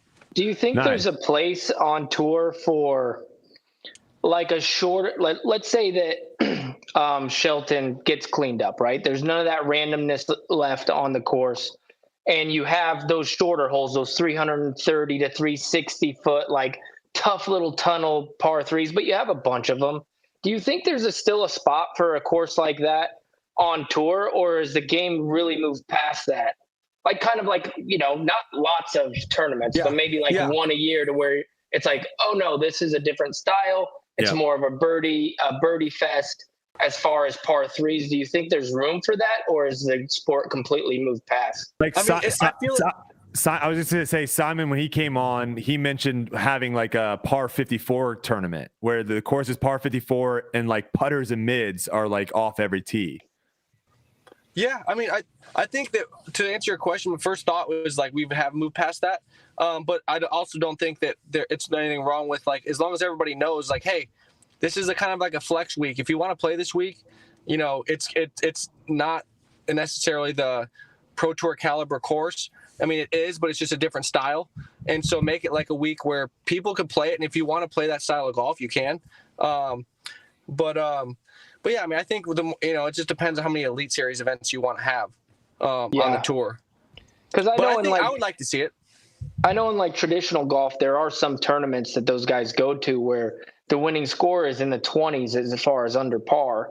And then you go to the tougher courses, and, you know, if you're shooting, you know, 3-4 under per round, that's what's winning. So maybe in the teens or something like that, or even sometimes like 1 under wins a tournament. But they do have those throwback courses to where it's a shorter course, you know, a lot of scoring. I'm just wondering, is that something that we just need to completely move past, and that's a thing of the past? Or is that something that it's still a skill? And because I feel like moving into these courses, like the mid-range game, the mid-range in general is like a thing of the past. Like, it's just like, you don't throw it. No, it's true. I mean, yeah, you really don't throw, like, you're not throwing like straddling around a tree like an anti-flex shot with this, you know, forehand. Like, you're throwing forehand still, but you're just, you know, just a regular old flex shot. Yeah. So there's a lot of skills like that have gotten taken out of the game for sure. I definitely think that for that course and what it is, and a lot of people that played it, as much as you realize, hey, that you're going to get some random kicks and you're going to, you know, have some someone on your card throw a shank that hits 3 trees and bounces under the basket, like, and you throw it perfect and miss it, right down the middle, hit the center tree and bounce into a bush, like. But yeah, I think that that's kind of the type. He's talking about me right now. Bouncing into the bushes. But yeah, I think that's kind of, it seems like the type of course that could pull it off. I think it's just something about the big, tall trees, and it's one thing to have a big tree and do that, as opposed to like a bunch of pencil trees. Like, that's the worst. You're 300 feet away around a corner. At least the big tree, you can semi see it. Yeah. The pencil tree, you can't see it. You're like, it looks invisible, and then all of a sudden your disc runs into it. You're like, all right, what the heck here? Are you for or against like trees being inside the circle? Do you like the idea that let's say the right side of the basket, there's 2 or 3, one of those holes, kind of the par 4, I remember what number it was, but there was like a big bush just right of the basket, and we all know the bush is there, so it's like if you throw right of the basket, you are going to have to contend. Do you like that as a course design thing of like making certain shots a little bit tighter by eliminating sides of the basket to be able to putt on? Yeah, I do. I think I like it. I think if it just makes your percentages way lower. If you have a certain tree placements where like, hey, yeah, you can putt, but it's just like there's a lot of trees you got to navigate, and you could definitely still hit one on the putt. So I think that makes it a little more strategic, and I think that I wouldn't say that, like, for me personally, I don't want to see a side of the basket just go completely blocked. Like, oh, you go 10 feet long and you're completely dead. You have to just lay up for par. Like, no, you can like at least make it like have a small chance. Like, you can do some sort of like, scuba or like some sort of like weird putt, and like you may hit a tree, but then after that you can tap in, but you're not like completely. Yeah, exactly. I've had this take a few times before. Our green is the 33-foot circle. We all know that. I feel like this is coming, and it should come to where, like what you're saying, you land in a spot and you have to make like this crazy Anheuser floater over a bush and into the basket. To me, that's not a green hit. You know what I mean? That's like you're making up a scramble shot to make par. It's almost like chipping in. So I don't feel like I hit the green that's put in front of me to make a regular stance putt.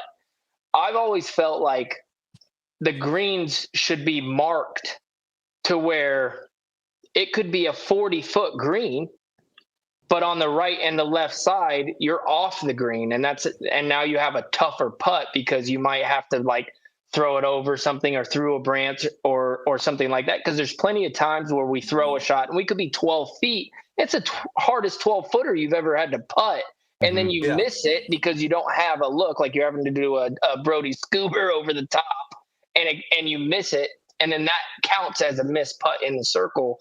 To where I'm like, no, I didn't hit the green. Like, I wasn't anywhere near the spot that I was aiming for. Do you think that's kind of like a good idea, I guess? I mean, I definitely see that's opinion. And I think that, I do like that. But also then comes into like, hey, our stats going to have to, account for that if you're going to keep all these stats and stuff. Because it's like, if you're just barely, just like someone could be, same kind of concept, like someone throws every shot inside the circle in a round. Yeah, they may not be 100% because they miss a couple of them. Versus the guy that threw one shot inside the circle and made the putt, he's 100%. Yeah. But as far as a course design standpoint, I mean, I think that we got, and I think it's just like Yulia, the olden times, like some greens, you like, all right, you see a basket in a pile of trees and you're like, all right, blast it into the trees, and I hit something, I'm gonna have a putt from in there. Like, the mindset's totally changed. Like, you don't have any speed control, you just blast it in the trees and you have a birdie putt guaranteed. I just think that it wouldn't be tough to put the whiskers in a green shape that is actually fair, to where like then we'd have real like tee to green statistics, instead of like, oh, I'm barely in the circle, but I have nothing. I have to throw it around this tree, to where the guy's 2 feet to the left, he's in the circle, wide open putt, he's going to make that putt. Right. A lot of the times, that's not like, it's kind of a skewed statistic in my opinion. And stats are really everything in golf. It could be and really good sports. for the viewers as well. Like being able to create a green to where they can see like, oh, they landed in the green. They're going to have a clear putt to the basket. Yeah. And then when you don't land in the green, now they know like it's going to be an obstructed putt. And so that could be a good thing for the viewers if they did it in a way that was easily to see like during live as well. Instead of them having to maybe explain like, ooh, that's a bad spot. You don't want to be over there. All right. I got to ask. The trophies this year, Ricky, have been unique. They've been all over the place. I don't know if you've been paying attention to all the different types of trophies. This one is up there as well. You got a big old axe. What I appreciate the compliment, dude. where do you put this trophy? Like how are you transporting this back with you? Like what's going on, and then how do you feel about it? Do you like it as a trophy? I think it's interesting. See, my take on a trophy is like, hey, it's interesting enough to where I'm going to remember it. You know, like it's all right. Like, cool, I won the Cascade Challenge in Washington and I got an axe. Versus like, you know, for me, like, oh, I just got another trophy that looks the same as, you know, maybe another tournament that I won. You know, you got a little basket. But, yeah, exactly. Like the basket needs to go. The basket needs to go. Yeah, the basket needs to go. So I like the uniqueness. And, you know, considering it's a super wooded track, the axe makes sense because people probably want to cut a bunch of trees down over there. I think they should have given the axe to the last place guy. That makes more sense to me. That's so funny. I've got a sword before. I won a tournament in Hartford, Connecticut before, and I won a big sword. Yeah. Oh my gosh. That was another weapon that I've won. So and he remembers. The swords and the What'd you say? And you remember it, like you said. Yeah, exactly. I remember the tournament. Like I could tell you, I couldn't tell you very many other trophies I got like that are unique enough for it to stand out. So I think that part is really cool.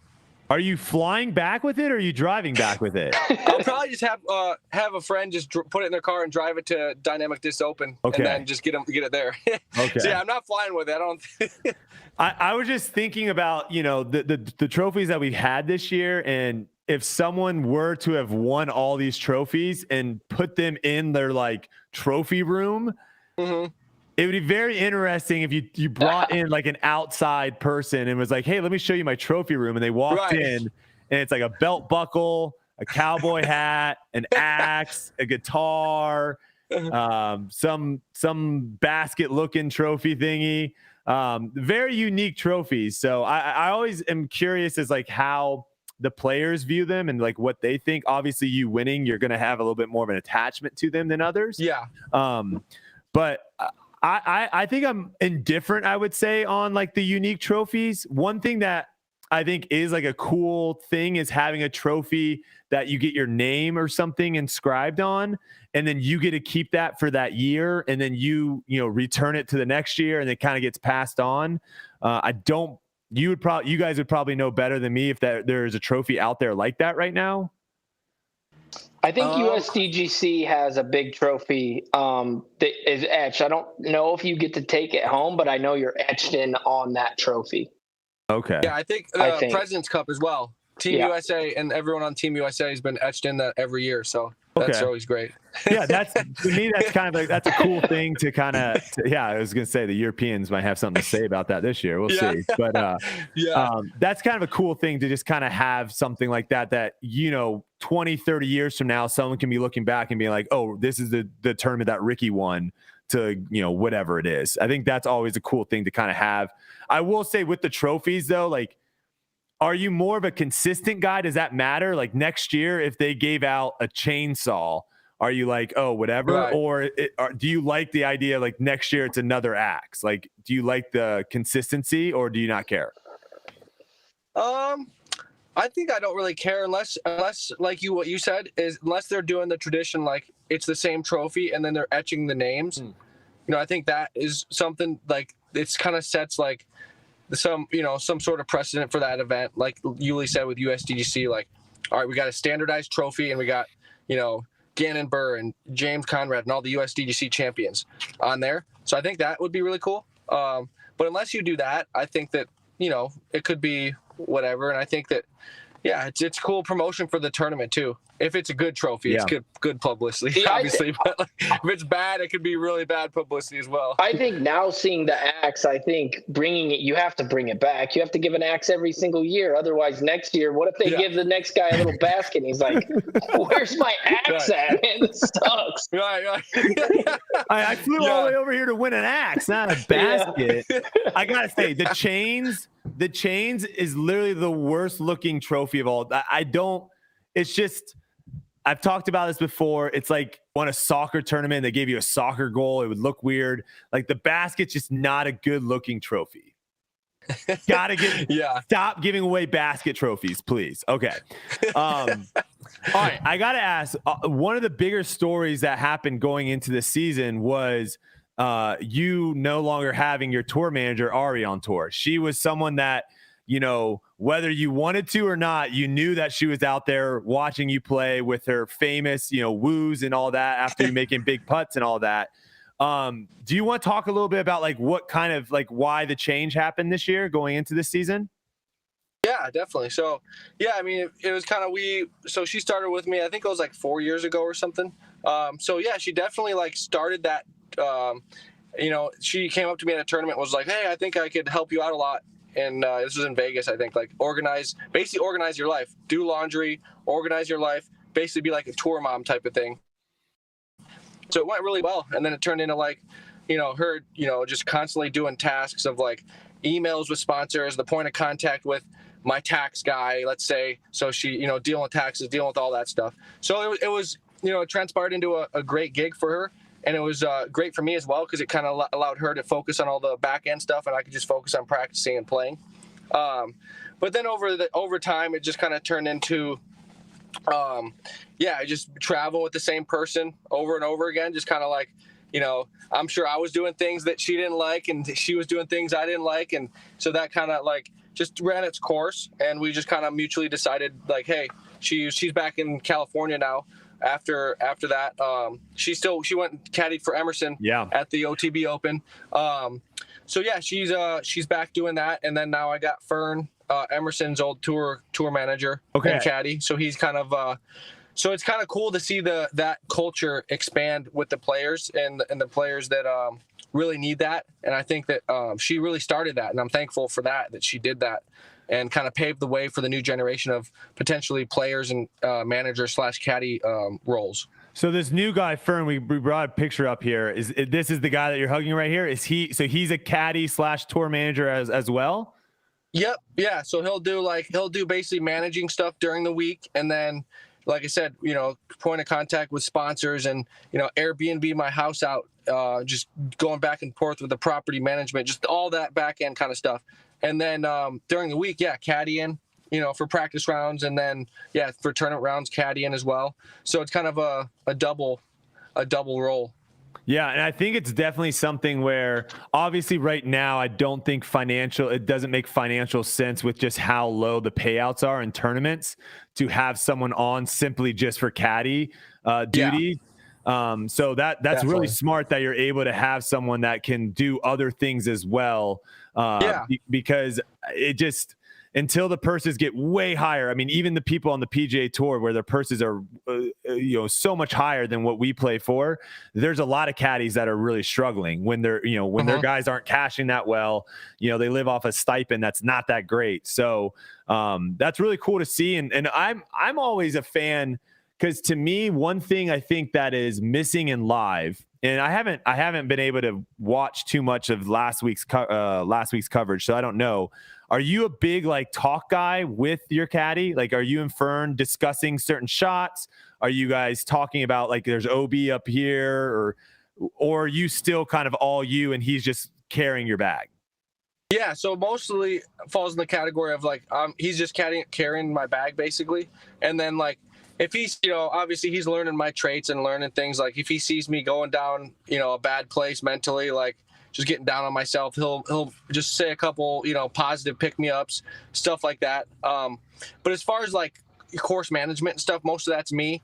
And I'll, I've just played enough, and I just, feel like I'm better, more in my rhythm when I'm just kind of going through the shots myself and, developing my game plan during practice rounds and then kind of just executing during the tournament. So for me, that's just my personal preference. So yeah, he's more just caddying and moral support, not necessarily like, hey, throw this shot, I think you need to do this. So yeah. Yeah, it's an interesting one because I got the chance to watch your practice round that you put out today with Dynamic Disc for Portland Open. And I read through some of the comments, and a lot of people just really enjoyed hearing your thought process of why you're throwing shots and what you're doing. And I think that is something right now that is really missing right now during live is you have people in a booth, a lot of times hundreds of miles away, trying to say what's going on and trying to get in the heads of the pros. And the thing that we're missing is you having someone that you're talking through the shot, because obviously everyone, Yulia as well, myself, whoever, when we step up to the shot, we have so many things going on in our head. What are we throwing? What disc? Where's the wind? What's going on? But like all that's up here and that's never heard. And it'd be so cool if that conversation was heard more for the fans. So now you don't have the commentators guessing at what's going on. They don't even talk. You just have the hot mic on when you're standing in front of a disc 350 feet away, and we get to get a little insight of like what's going on. I don't know how we get there, like you said, because you have Yuli, go ahead. What were you gonna say? Yeah, no, I think part of that has to do with like a generational thing. Moving forward, if more people have caddies, with the rangefinder and different things like that, talking numbers, talking strategy, that might be something that comes in the future. But if you're talking about like people from like Ricky's generation, there's no caddies, there's no rangefinders. You did it all up here yourself. You didn't have a friend right there with you, right? There's 4 people on the card and you're playing against each other. There's no cameras, there's no anything. It was just you going out there. Once you develop that type of rhythm and that type of mind frame of this is how I score, this is how I do it, it's silent and it's between you. So then it would be like developing a new skill to do with somebody. I'm the same way as Ricky. Like I cannot discuss shots. Like I'm to the point now where I'll ask Brad, my caddy, for a number. Like that's his job. He carries the bag and he gets me numbers. That's it. I don't even want him to be like, hey man, you got this next shot. Like I want complete silence. I want him waiting there for a fist bump. That's all I ask of him. To have those things is important to me because that would take me out of my scoring element. You know what I mean? Of, oh wait, no, this isn't how I operate and this isn't how I score. And I'm wondering if that's kind of where you're at too, Ricky. And if you think maybe that is something in the future, but for us, that would be a new skill to learn almost. Definitely. Yeah.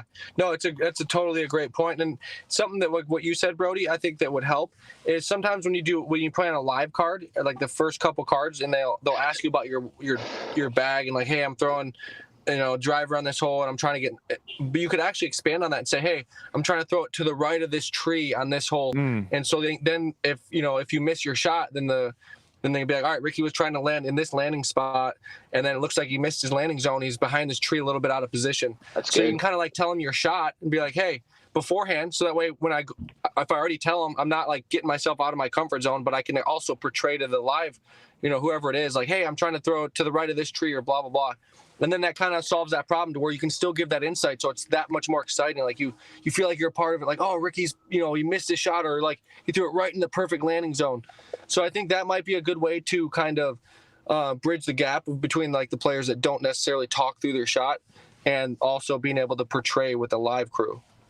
I think what's going on. I think additionally, that's a really good point. And I think additionally, the courses have to continue to develop, because I think this tournament will be very fascinating to watch for people, because a lot of these holes, you're not going to see people throw the same shot. You're going to see people throw sidearm, roller, back. There's so many different ways.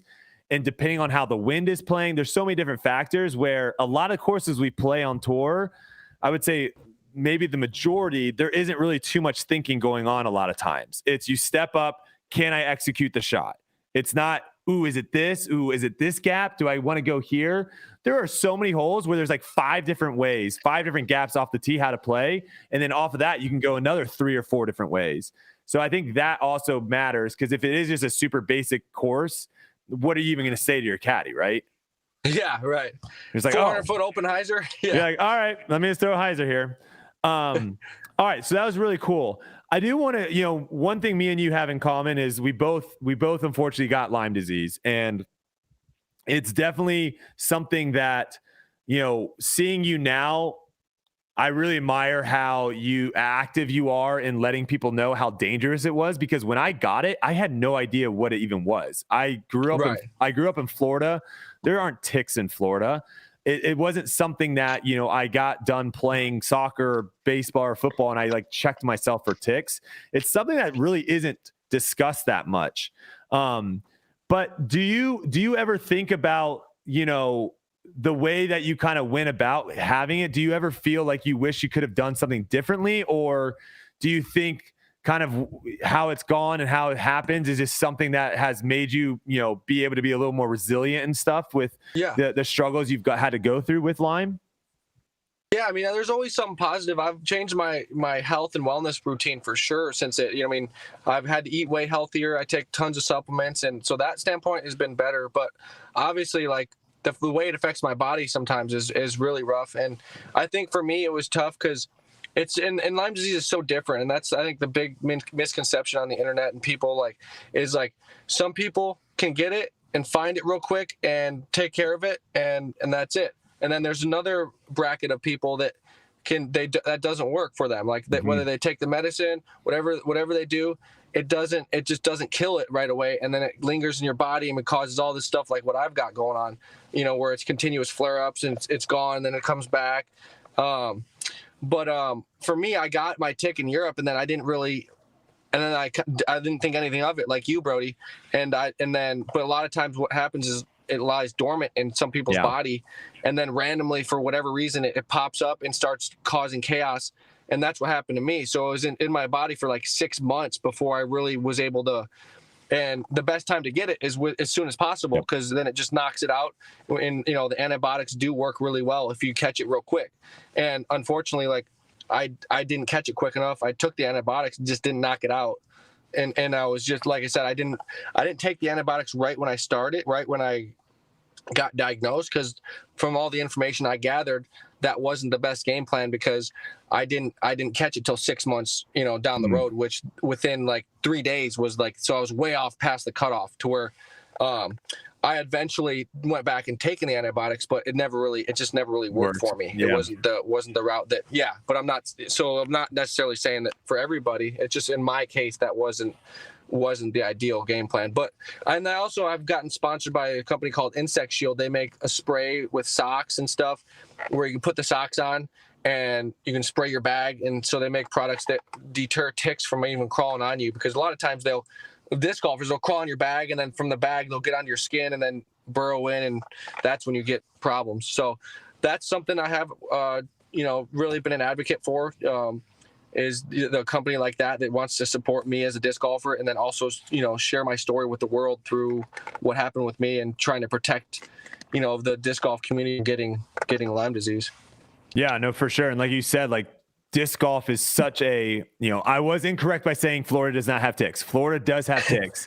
However, the sports and stuff I grew up playing, ticks was not something that was in my, realm of, I need to watch out for these things. But like you're saying, right. we're in the woods, we're putting our bag down in tall grass. They're getting on us. Mine actually bit me on my left side back. And luckily I did get the bullseye, which, like you said, not everyone gets that bullseye. And so you just don't really know. Exactly. So it is one of those things where it's if you ever are out in the woods and, really, if you're ever just out in the woods or in tall grass or whatever, just always check, make sure that you don't have any ticks on you. And if you do have one on you, always better to go and get checked and make sure you're good than not. So exactly. That is 100%. That is our TED talk for Lyme disease. Yes. All right. So let's change it up. Let's go back a little bit to disc golf. This is an interesting question that I have. Who right now do you view as your biggest rival in disc golf? Calvin. Okay. Yeah. Because when I first got in, all I ever heard was Ricky Paul. That was the storyline for the longest time. Calvin right now is number one, basically above Gannon, above Eagle, Paul, all those guys. Yeah, I think he's the most consistent player. And he wins a lot. And when he doesn't win, he's right there at the top. And just me, like, with the eye test of me watching and playing with everybody, he's for the next 5 to 10 years, I think I am competing with for wins a lot. Okay. Yeah. I mean, obviously, I think you can't doubt his consistency that he's shown over the last couple seasons. He's put himself in position to win lots and lots of tournaments. I don't really know too much about the story, and I don't know how much you want to go into it, but did you and Paul used to tour together at one point?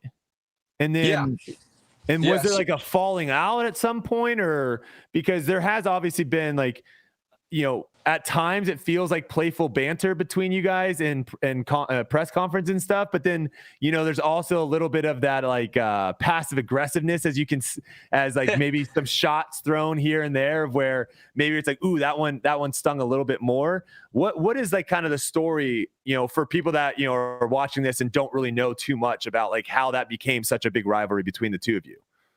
Yeah. I mean, there's a lot of stuff that's transpired. Obviously, you know, we used to travel together, definitely. Like, I think it was like 2012, 13, that era. We used to actually, we were traveling same car, playing all the local tournaments, traveling around, and we were buddies. And then I think once we just became competitive, it just started getting a little bit more weird as we would battle with each other all day, hard, you know, back and forth, me and him, and then we get in the car, and it was like, all right, it was a little awkward. But then that kind of transpired into like other things that's happened. Like, I don't know, let's say, for example, like, and some of it's petty, but some of it's built up stuff over the years that it's just like, all right, well, you know, I respect his game, but a lot of the other you know, I guess it's still on the course. But, like, for example, at like a Worlds, or I think it was the Memorial, we just came out with when I was sponsored by Prodigy, and he's like, calling me out for my disc being illegal, and I'm winning the tournament, and there's like, oh yeah, PDJ Marshall said your disc is illegal in the group, and I'm like, I wonder who that is. I'm playing with two other teammates and Paul. So that kind of stuff has happened just continuously over and over again, and yeah, it's playing by the rules and all this other stuff, but it's just like, and then another time at Worlds when I first was beating him in Emporia, there was a time where he called me out because I didn't have a mark on my disc. And the tournament was over. I was beating him by 8 strokes. But then, of course, the marshals had to come over and all this stuff. And it's like, you know, you have to have a mark on your disc. And I had a mark on my disc, but he didn't think I did. And so he called the marshals on me and all this other stuff. So it's just like all that stuff continuously started happening. And I'm just like, all right, well, this is just ridiculous, dude. Like, yeah, you can go around and tell everybody, oh, yeah, you played within the rules and you know, all this other stuff. But, like, yeah, there's a difference between playing within the rules and having morality. And just like, that's something that I just lost a lot of respect for certain things like that have happened over the years. And it just, yeah, that's that is what it is. But other than that, I respect, you know, like, I respect his game. There's nothing, you know, respect him a ton, and he's a great player, and that's something that'll never leave me for sure. Yeah, and I think that is going to be kind of the evolution of disc golf, is, again, as the sport grows, as more pros come into it, this, like, tight-knit community culture. Like, you literally were just talking about two of the best players in the world touring together. Stuff like that is going to be far and few between. Like, there are going to be some people that just fly in. I mean, you look at Simon, for example, his kind of schedule now, like, he just flies in for an event, plays an event, flies home, and then flies into an event, where there is, me and Yuli have talked about this, there is that kind of weirdness of where, you know, when we talked about, like, calling people out on rules and stuff, you, like, call someone out on rules, and then, you know, after your round, you both go back to your van that's right next to each other, and you're like, you're sitting each other across each other's van, being like, Yeah. Hey, how's it going, man? So there is that that weirdness. I just called you on a football, but how's it going? Yeah, there is that little bit of a weirdness of where I think the more Simons of the world, or people that are just kind of flying in, touring, flying out, and there's not this hey, let's all go to a movie later, or, oh, let's all go play pickleball or anything like that. You're going to start seeing a little bit more of this, because I think there is a lot of awkwardness on tour, right? There is a lot of weirdness there's a lot of cliques and groups and all this stuff on tour, and I think that stuff kind of goes away a little bit as the tour continues to grow.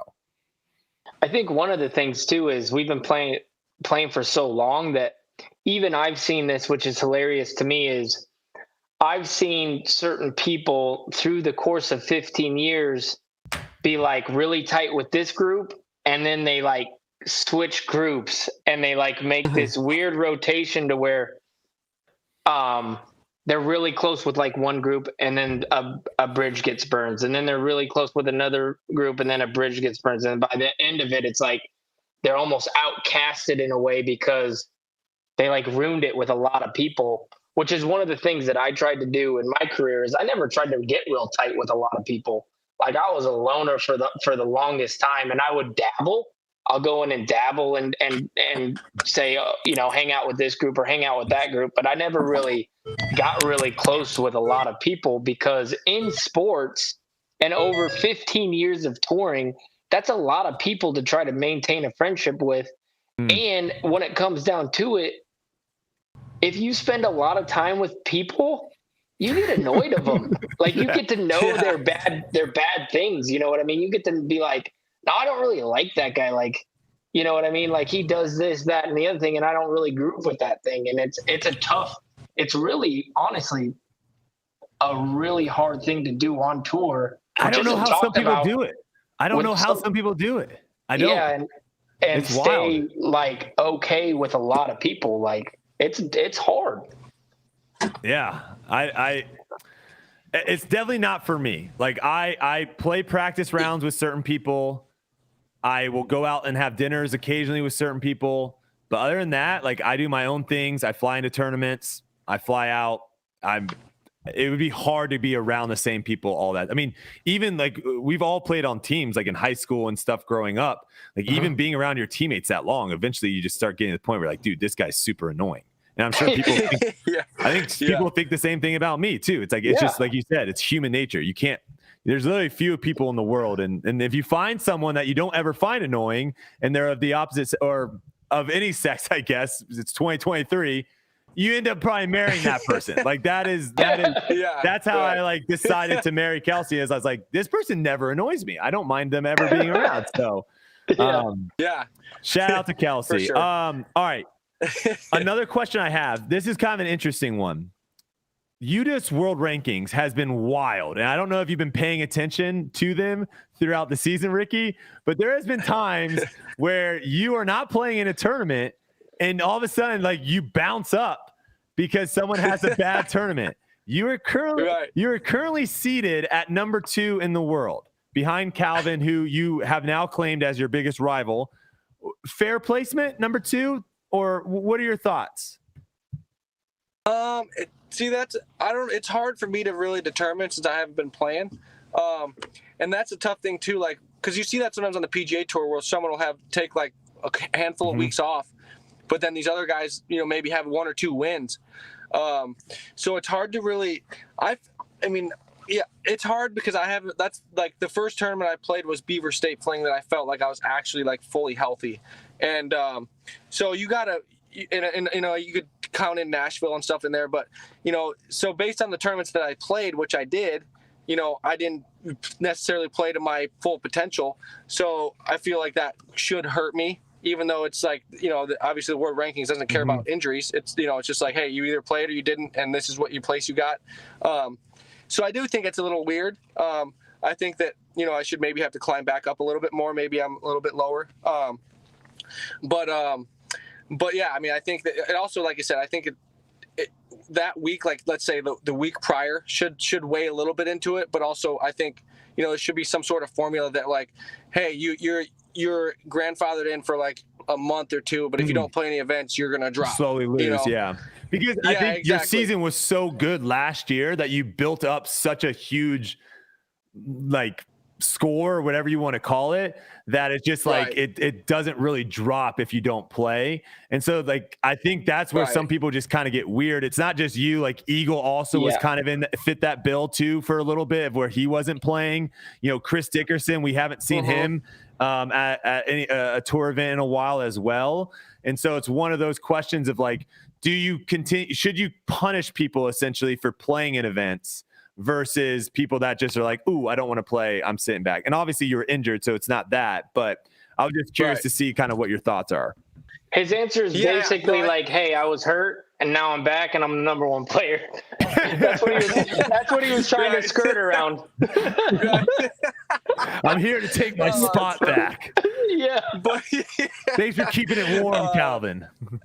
Right. Appreciate that. Oh, that's funny. Yeah, I mean, it's because I think it's the same. We're all in the same boat. Like we don't, you know, I think it's, you know, when someone's playing really well, it's easy for us to be like, oh yeah, like Calvin, he won 2 of the last 3 weeks and got top 5 when he didn't win. Like he's the number one player. But like for the actual rankings, and it's hard for us to really know what they're actually doing. Yeah. It's like this ranking system's doing something else, is considering rating in it. The other person, the other system's like, hey, you beat so-and-so, you know, players within the top 10 or whatever their system is. It's just like, hey, it's so random. It seems like. Silas, pull those rankings up again. And then Ricky, tell us, do you feel like these rankings are fair? And if not, where would you put other players? Yeah. Okay. I like it. Okay. So it's Calvin, me, Eagle, Gannon, Simon. Who's the other one? Paul, Isaac. Paul, I can't see. I didn't do that on purpose. There goes I can't Paul see. Macbeth, Isaac Robinson, Chris Dickerson, Kyle Klein, Anthony Barella. Okay. Anyone missing from there that you think should be in there? See here. It's always like a player like Isaac who has had like he of course won a major and played really well.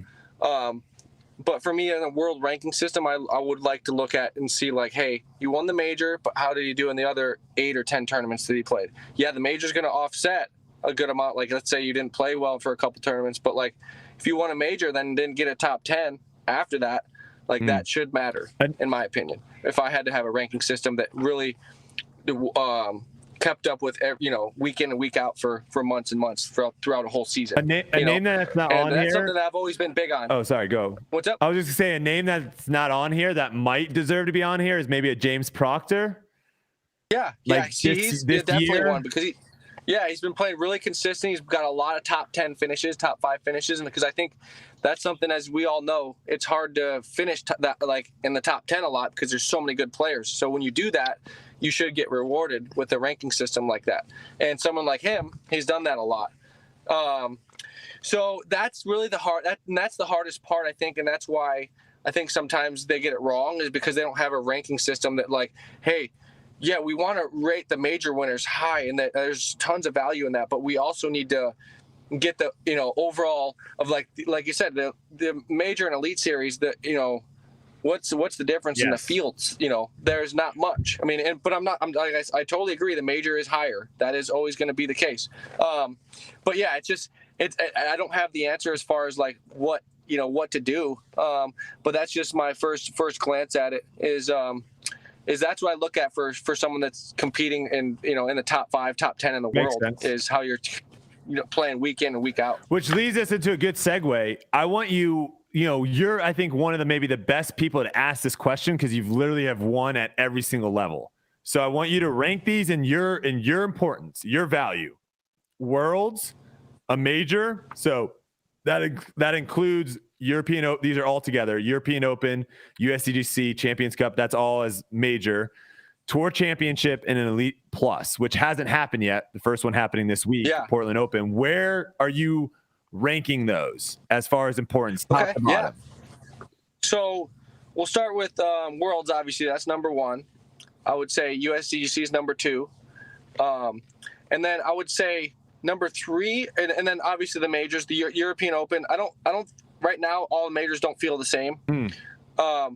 It feels like least last year, I didn't play the Champions Cup, so I don't know about this year. It seemed like it changed this year, but the Champions Cup seemed like to me that it was the lowest on the totem pole as far as majors went.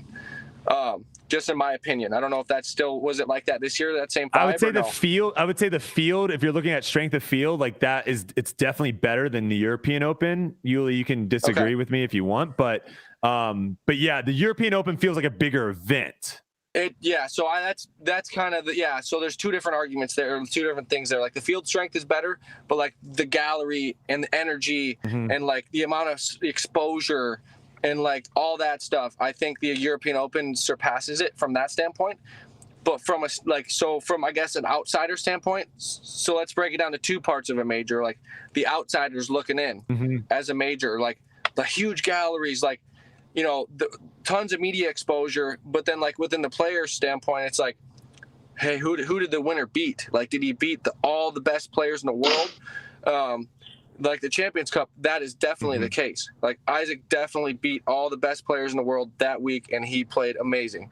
And then the European Open, it was like, well, yeah, there's not to take any dings at Finnish players, because there's a ton of good Finnish players, but there's some local Finnish players that qualify for the event, and that's great because you want to have those locals, adding to the value of their home country major.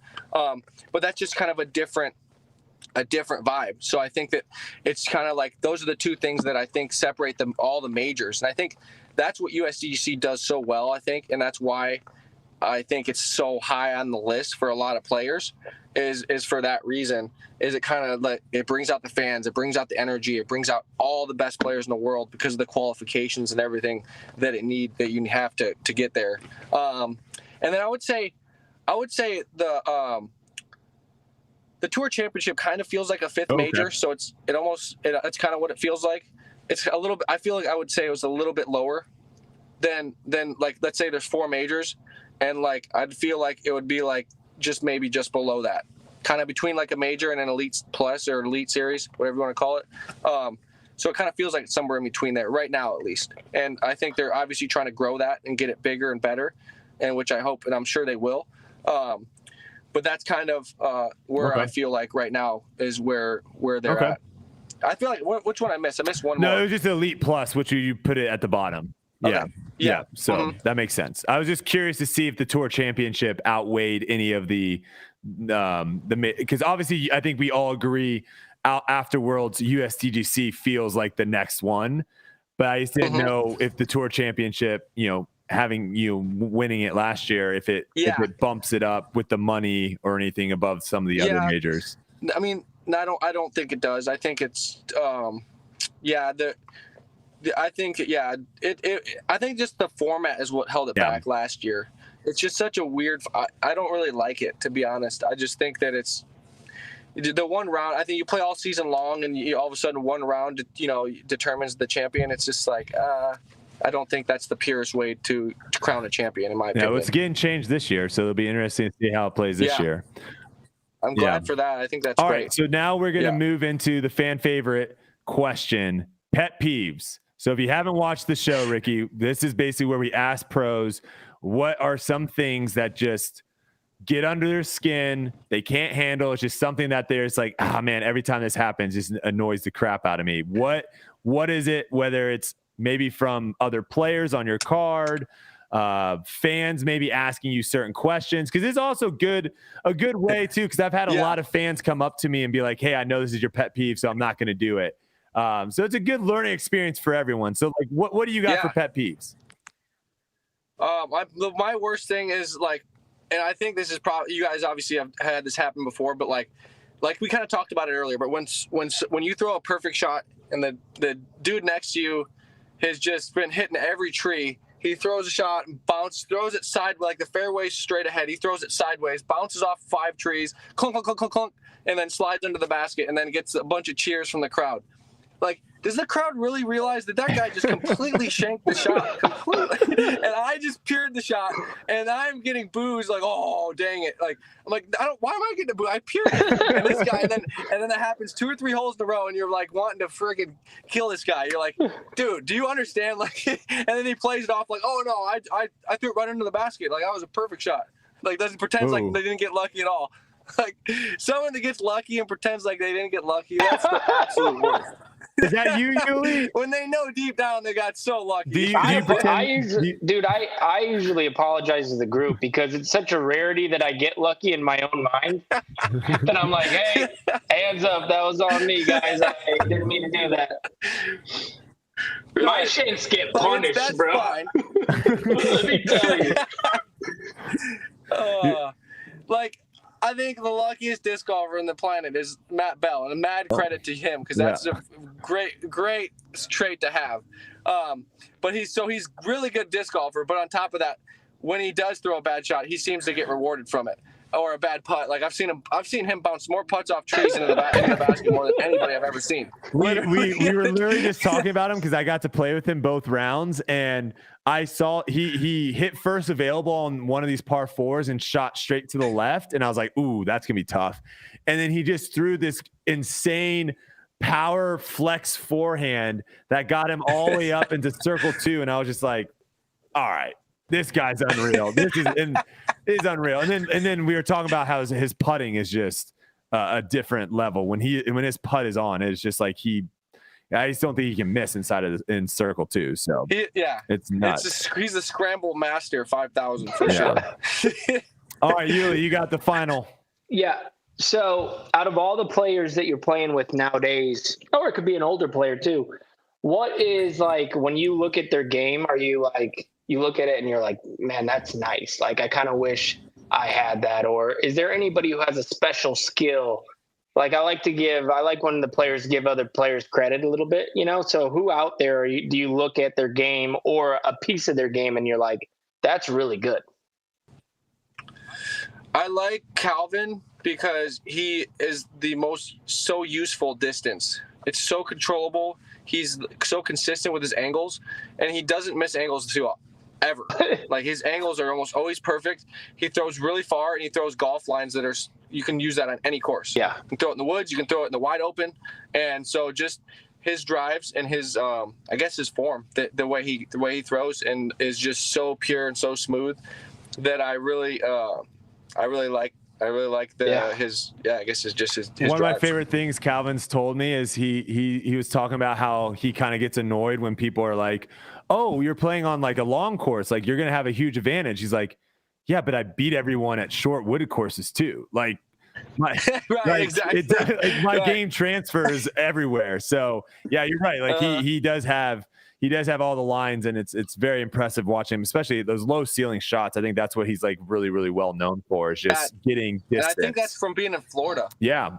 That's in Florida, like, because Florida, everything's low ceiling, and it's like you got to throw like 400, but you have like a 3-foot ceiling because of the Spanish moss and all the low hanging trees. And that's something that's a hard thing to do well. You know what we need for course design? Instead of having all these branches, we talked about like, oh, your disc got through these Spanish moss. If anyone's ever played with Spanish moss, your disc is not going through it. If it hits the Spanish moss, it is dropping. I see you playing some Spanish moss. Yeah, exactly. All right. Well, Ricky, we appreciate the time, brother. We are excited. I know everyone's very excited to have you back on tour. I know a lot of people cannot wait to watch you play out at Portland Open. We wish you all the luck and best health-wise, to stay healthy. And we appreciate you coming on, brother. Thanks for having me. Good luck to you guys, and we'll talk to you soon. All right, appreciate it. Take it easy. There you go. Cascade Challenge winner, Ricky Wysocki, coming back for the #1 spot. Yuli, what are your thoughts on the confidence there? You love to hear it. I mean, that's just the way he's always been. There's no surprise there at all. Like, I don't know of anybody more confident than that kid. Like, he just is just always talking about momentum, and it's hilarious because he's like, I got the momentum. And I never have ever heard him say, like, my momentum's a little off, this weekend. It's always him talking about momentum and confidence. And I mean, I'm not surprised that that's the way that he feels. And that's why I had to step in there and be like, this is what he's trying to say without saying it, is he's like, I'm the top dog, I'm healthy, and I win when I'm healthy.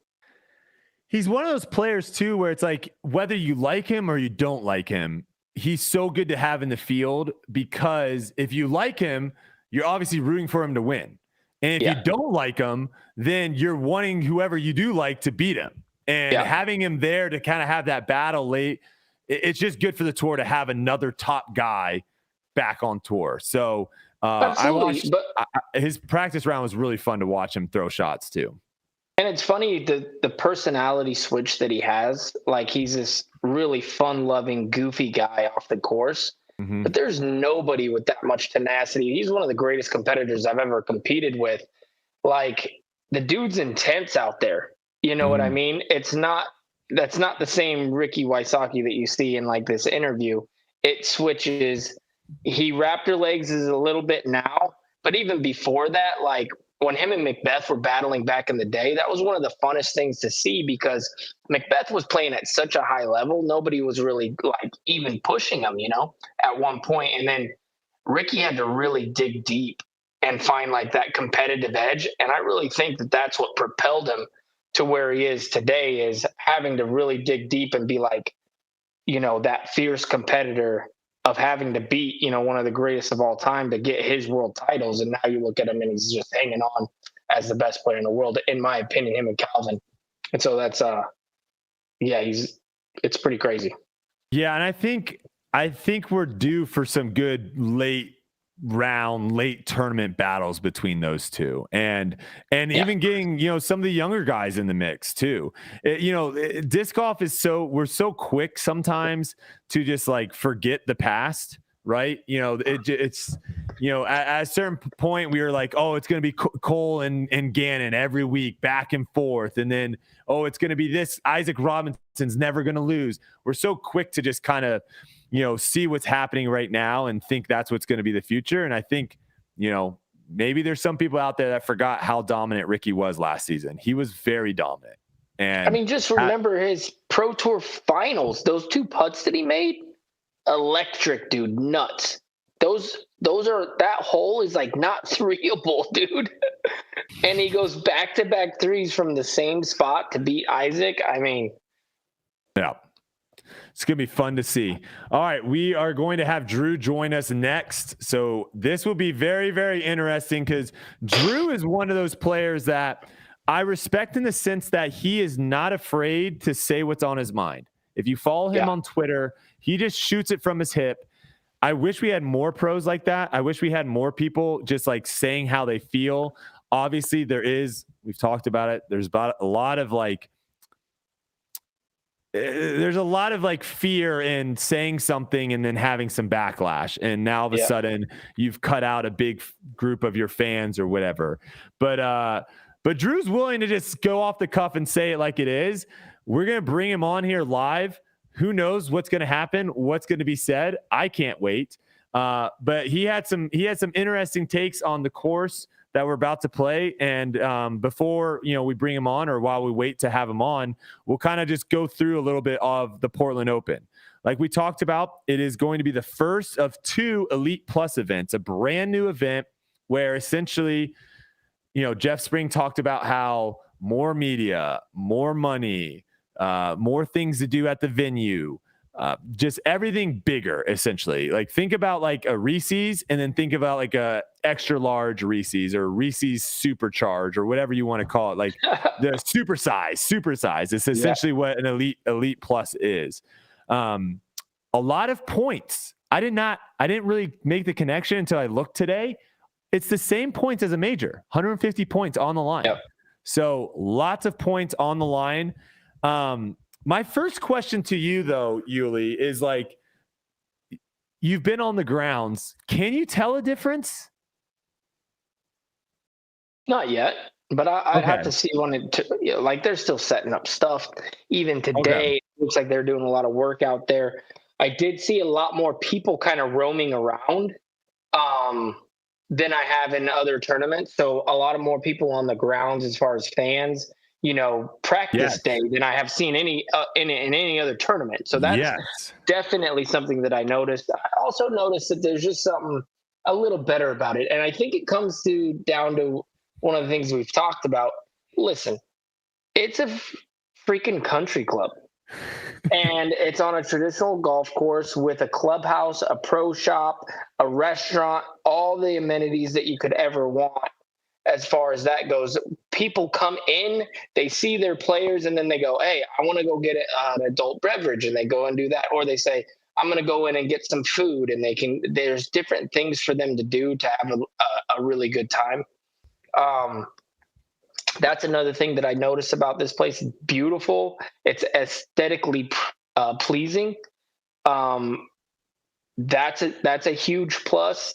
A boring looking, ugly golf course is an absolute bore to watch.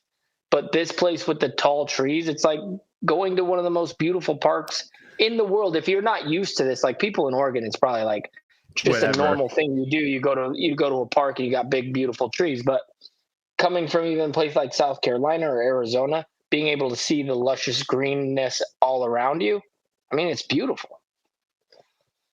Also, king size was the word I was looking for. I don't know. I don't know why I was going like super size, supercharged. It's a king size Reese's. Okay, that's what we're talking about here. Shout out to the chat for keeping me in line there. Yeah, I couldn't really tell the difference Monday through Wednesday. It didn't really seem any different as far as like Disc Golf Pro Tour, like infrastructure compared to other tournaments. I will say though, I'll give them the benefit of the doubt and I'll see how it goes throughout the tournament. I would not be opposed to the Disc Golf Pro Tour hiring, I believe it's Sean Jack that does the OTB Open. I would not be opposed to them hiring him full time to be in charge of literally tournaments. I still think I have not gone to a better tournament than OTB.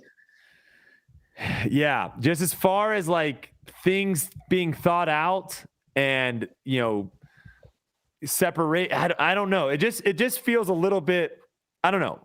I could be wrong, but it just feels like a little bit more elevated. What I would love to see in disc golf, I think, which would make myself feel better as far as, oh, this is an elite series plus, is this. I think when we show up, there should be a separate entrance, a separate place for us.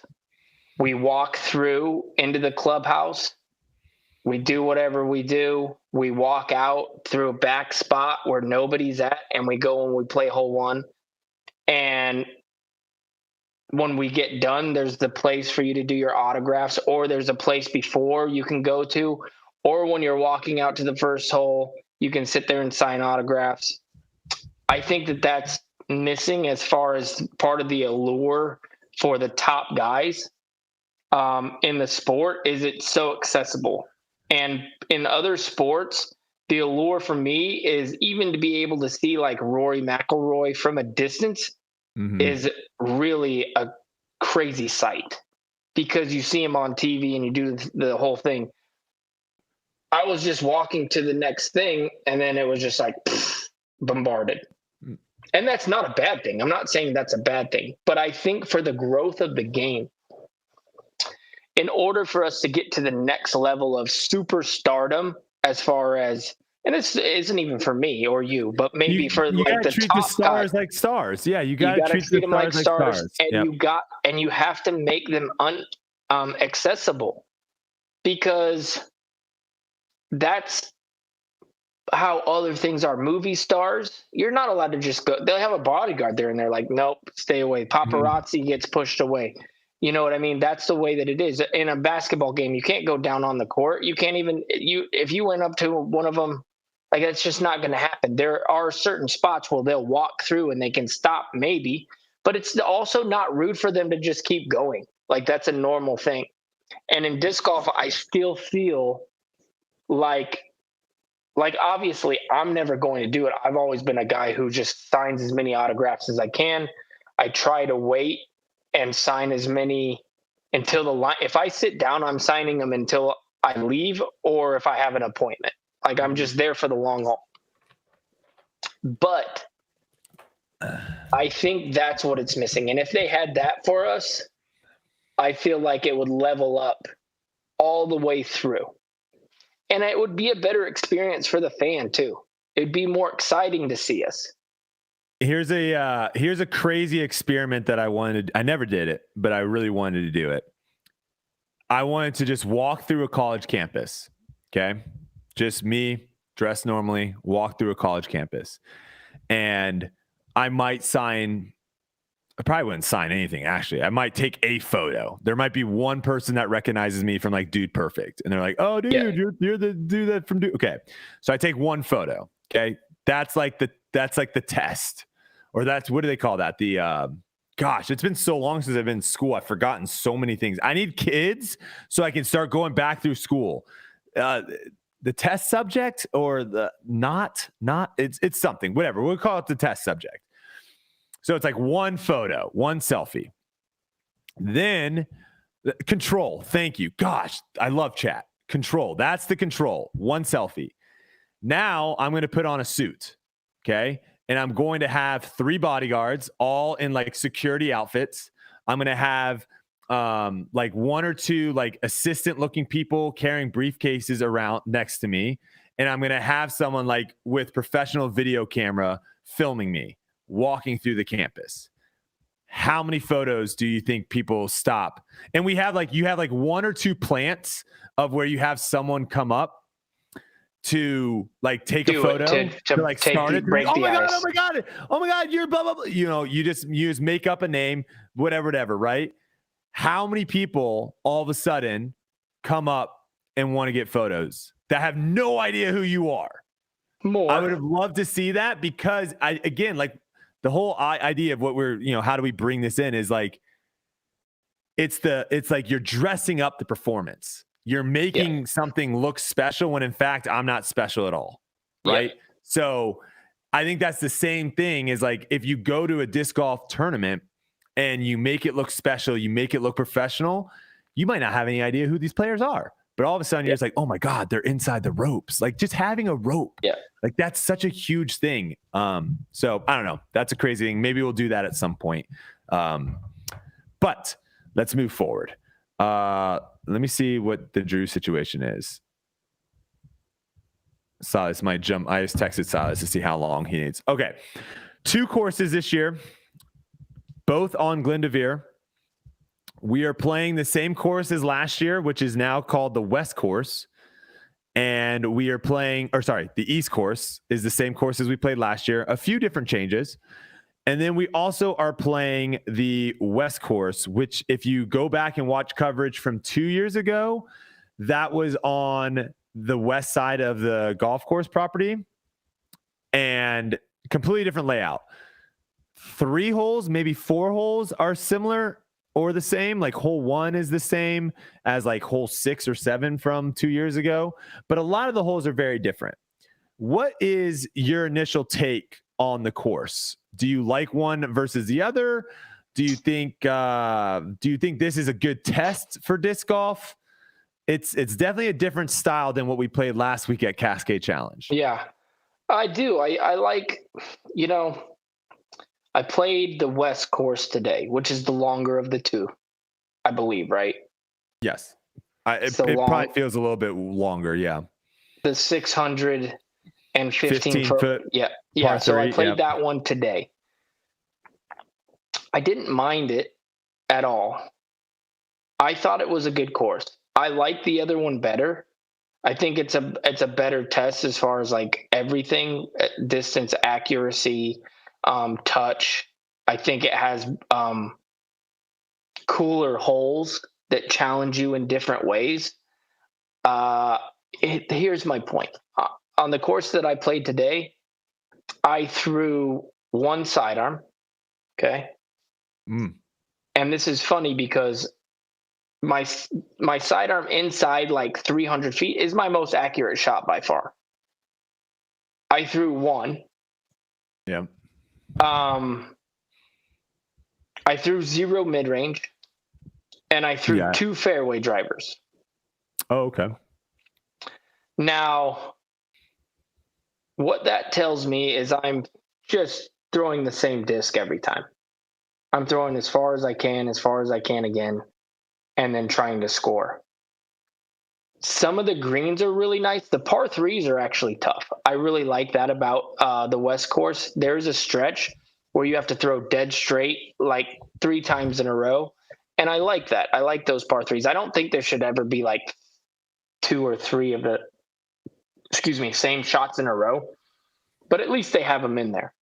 Mm-hmm. I mean, I don't even know what to say about the 615-foot par 3. Like, I didn't like 500-foot par 3s, but I said if there's elevation, it's okay. So I'm going to stick with it. I don't mind it. I got to see on coverage how people are playing it, and it'll give me a better – because I don't know if people are really – I don't get that. I don't get that hole. Me and Ezra are not the Did you longest. guys get it? Yeah, but let me say this. Me and Ezra are not the longest players on tour, right? There are guys on tour that throw definitely farther than us.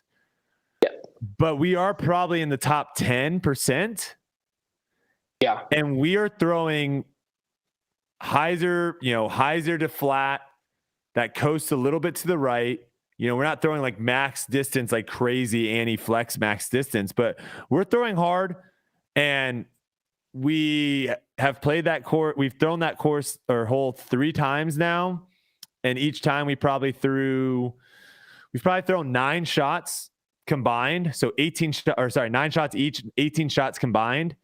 1 has gone inside the circle and 3 or 4 maybe circle 2. Yeah. What I don't like about it as well is there's a Mando on the left. There's a Mando, you gotta go right. It's like, all right, now that you got like, I don't even see that Mando. Yeah, there's a Mando over there. Yeah, I'm not a big fan of that. I'm just not a big fan of long holes without OB left and right. I just don't think it's cool. Because I can throw a really good shot and a really bad shot, and it's virtually the same thing. And that to me is just not golf. Yeah, I think there's just gonna be a lot of 3s, and people are gonna be landing hundreds of feet apart from one another, and they're all gonna get 3s. So that's our golf. That's what a lot of these holes are. Period. That par 4, that drivable par 4 is nasty. That's a cool hole. Yes. Yes. The low ceiling. No. Or which the one? That's over the water. The one that's over the water. Oh yeah, that's a great hole. It's like hole number 4, I think. Here's what I'll say about this hole, though, and this is kind of what we talked a little bit about with Ricky. Is there are if you have all the throws, okay, if you have a 400 plus forehand, if you have a 500-foot backhand, if you have a roller backhand, a roller forehand, there are lots of different ways to play these holes. Lots of different ways. And, even today, after playing the court, we played West today. We played West today for the 3rd time. We're still trying to figure out what the best way of playing certain holes are. I like that. There's a lot of courses where you just play it once and you're like, all right, I know exactly what I'm doing on every hole. Yeah. There is going to be some indecisiveness. There is going to be some like, ooh, am I throwing the right shot? Is this the right play? And I think that adds a little element, and I like that a lot. So also, if it gets a little windy, I think it's one of the worst courses I've ever seen in my life. Ooh, baby. If we're playing in 20-mile-per-hour winds, buckle up, Betty. It's going to be a wild ride. Man. But you can't make courses for wind. You just can't do it. No. Can't do it. Can't. No. I will say this, though. I would love for us, everyone listening right now, all the players, well, the players aren't really listening, but the players and then everyone listening, I would love to try to change the narrative. The narrative right now is this is a long course. I would love for the narrative to be this is a normal course and we play shorter courses on tour as well. Right now, the narrative is Cascade Challenge is a normal course and this is a long course. You buy or sell that. You buy or sell that. I'm selling because I don't think Cascade is a normal course for the tour. I think a normal course for the tour would be Des Moines. I think some people would consider that a long course. Maybe not. I think that's like a really good right in between. Like that's like a nice level. Okay. I don't know what the length is on that. I'll have to look. I'll look that up. All right. But while I look that up, we're going to bring Drew Gibson in. He has joined the show. Drew, thank you so much for tuning in or for joining us on Tour Life. I know this week is incredibly hectic with 3 practice days, 2 courses, one of them being very new. You just got off the course, 27 holes. Is that how many holes you played today? I did not play 27 because they were doing like the flex start event, I guess, on the other course. So I made some other like videos I needed to do and got home so I could be on here.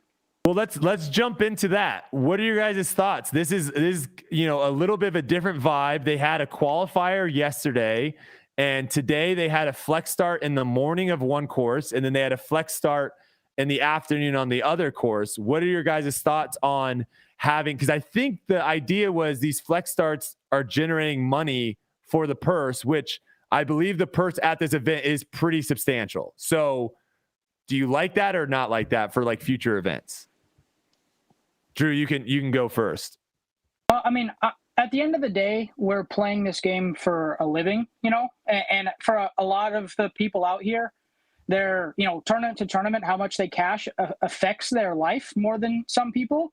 And I think that those people, all of us, if we're able to accommodate and we can plan our week around these events, I personally don't mind them. If it made first place go from $7,000 to $20,000, just say, I would be happy to do a better job of scheduling. And, when we open our tee sheet and it says blocked out from 4 to dark, I'm fine with that if we're seeing the benefit, in my opinion. Again, we're playing when a normal job, you have to make sacrifices or deal with stuff you maybe don't want to deal with sometimes. And I think that maybe that's part of it for us. Obviously, it would have been great to go on the other course and dial in some of the holes I wanted to after my round today, but I didn't plan well enough. I just simply, I didn't really realize what was going on, which is my fault for not looking. I'm sure it was publicized and posted everywhere because those people signed up to play. So at the end of the day, it falls on me, and I have no problem sharing our venue within reason, of course. If it, like as you mentioned, the payout's probably substantial. This is the first Elite Plus event of the year, and I'll be happy to share if all of us playing for our living and livelihood and paying our mortgages are getting some extra bucks from it. I have no problem sharing a venue for a couple hours. Yuli, you gave the thumbs down. Not a fan. I like it. I think no, because if they're going to do it for us, then it has to have us involved. Now, I'd be totally down with like a pro-am or something to where we get out there and then we draw in those fans and we're drawing in that money, but we didn't have anything to do with it. And then they cut off our play. Not a big fan of that. I feel like they can take that to a different course and they can get the same money coming in. But the tour comes to town. You want to see the people play. Us practicing, sell more tickets to come watch us even do a practice round, do a little bit more media to get those ticket sales or something, or run a pro-am to where we can draw in that money and use our star power to do so. And then I'm okay with it. But I just don't think it's a great look to be running flex start C tiers during Elite Plus day before the tournament. So quick clarification, flex start, for those that don't know, is essentially a tournament that doesn't really necessarily have any tee times. You just show up and basically can form a tee time with other people that are around the area. And so it just gives players the ability of going out and playing in a tournament in a very casual setting. But yeah, Drew, what do you have to say with that? Would you be down for a pro-am to where it's like, you play the front 9 with 3 amateurs that are out there? Yeah, I mean, I agree with Yuli's take. Like, I don't think that what he's saying is like outlandish. And I fully, as a competitor, I mean, a 10-year veteran on tour, I fully agree and understand what he's saying. Like I said, I'm just looking at it from a straight money in, money out standpoint. And with those two things in, I'm cool with it. And really, I mean, playing the 9 holes, theoretically, if we already have a short practice week, that would take more time out of our limited practice time if we were obligated to be there and doing that. Not that it's a problem, but like I said, if the Masters said, hey, pay 10 grand and play, on Wednesday, I'd probably sign up and be there, like I understand why people do that. And I also 100% agree and understand Paul's standpoint. I just think a lot of the time I catch myself looking at the payout, or, Brody, you and I both, tweet about the payout. It's like, if that's going to be our stance, is sometimes critiquing those things, that when the tour does things to boost those things that I sometimes bring up or talk about, I can't then go against them trying to raise more money for us when, I was relatively vocal about the Beaver State Fling payout situation from a decade difference. So to see them doing something to obviously boost that, it's just hard for me to sit back and not find the benefits of it, since that's something I'd like to see. But again, I do agree with Paul. I do think that we should be using our, collective star power as disc golf pro tour players and like the athletes. I mean, imagine, paying to play Augusta National for 10 grand, or you pay 20 grand and you play with Tiger Woods. We'd all pay the 20 grand, like it's one of those things. So, I mean, I understand both sides of it, but like I said, I've been on a payout kick lately just because it interests me and how the sport's growing, and everyone is saying the sport's booming, and then our payout, might even go down some events. So I just think that since that's been fresh in my mind, I'm all for the pro tour doing what they can to raise more money. I just feel like another thing is it looks a little bit lazy to me, and I'll get pushback for this, but it just seems like a lazy way to bring in money. I think that there are more creative ways that they could bring in more money to the game. And then this is like if we were having a meeting and we were all like, hey, we're going to run an A tier. What's the easiest way for us to do it? Well, we're going to run fundraiser tournaments. But when you have these huge assets at your disposal, you could bring a lot more money in. I don't know. It just feels a little bit, just a slight bit lazy to me. That's all. I agree. I don't know if I'm allowed to ask questions on here, but yes. I want to ask Brody, if it was what Paul is saying and it was a pro-am, would you, Brody Smith, arguably, in my opinion, the most star power we have in our sport right now when it comes to overall reach, would you be willing to go out there and donate a couple hours of your time to play in that pro-am? Yeah. I think that is going to be the best way of bringing in money before a tournament where players can have like an impact. I am always for more, I'm not going to be the one to be like, oh, I'm going to set myself up a meet and greet. I'm not going to do that because it just feels weird for me doing it myself. But if someone else was like, hey, we're going to do a fan VIP meet and greet to these, people that have paid X amount of dollars to have this, and we need 10 players, and they reached out to me and like, hey, Brody, we want you to be one of those 10. Me being a part of the tour, I feel like that is a part of my job to do those things. Same thing as if they asked me to go to a press conference, if they asked me to do this pro-am that we're talking about right now. All those things to me feels like a part of it that I have to do. And especially right now, if there are ways like that I can do to help grow and get more people out watching or more money or whatever, I think all those things are good. An interesting question I have is, what do you guys think? Do you think right now they did a flex start, and then they're doing like the GK Pro skins, and me and Ezra were kind of leaving as those guys were going out, and I want to say there was maybe 50 people there watching that, 50 less than 100, somewhere between 50 and 100. Do you think if we did do the pro-am setup where we had tee times from in the morning to in the afternoon, where right now we play, there's roughly around 150 people play in a tournament, right? Like 110 MPO, 40 FPO. So 150, you'd have essentially 100 or so amateurs paying to play with the pros. Do you think that would generate more money than the flex start and spectators paying for GK Pro skins? Like, is that something that they should look into trying to do? Go ahead, Drew. Honestly, I think that all of this stuff is like a great idea, and I think them like making steps in general is awesome. And I certainly don't know the answer. I'm in the same boat as you, Brody, where if they asked me to go to a, pro-am or meet and greet or whatever, I'd be happy to go volunteer my time to do it. And I think that it'll be a good way, for me to give back to the sport that's, giving me a lot, and the tour that's, giving me a lot to do. And I'd be happy to go do it. So I don't really know like what intricacies that we as players could help them do, or GK Pro skins versus this versus that. I would like to see them if everyone's down and everyone sees benefit in it. I think that doing like what Paul suggested is a great idea and a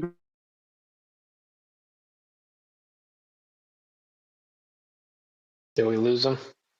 Oh, he went vertical. He went upside down mode.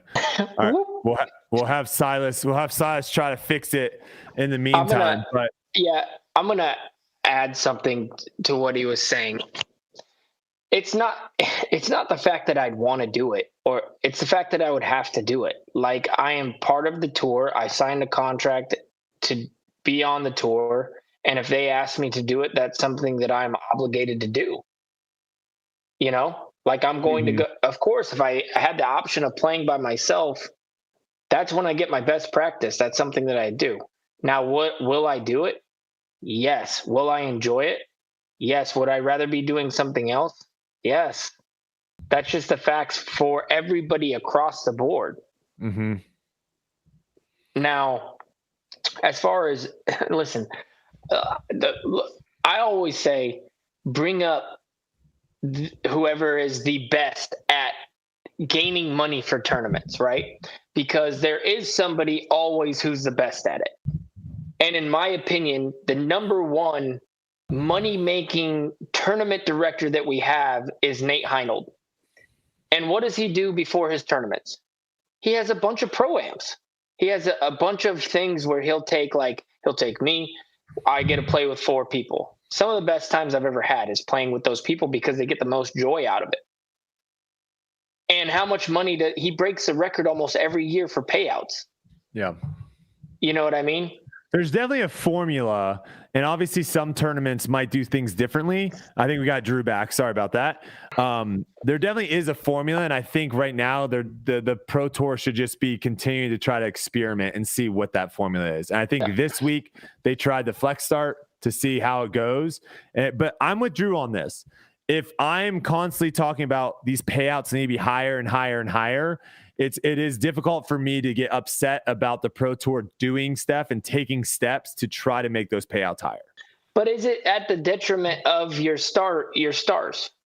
Like, you're taking away from, let's say, Drew's not in right now. He's trying to talk and I can't see him. Drew, are you muted?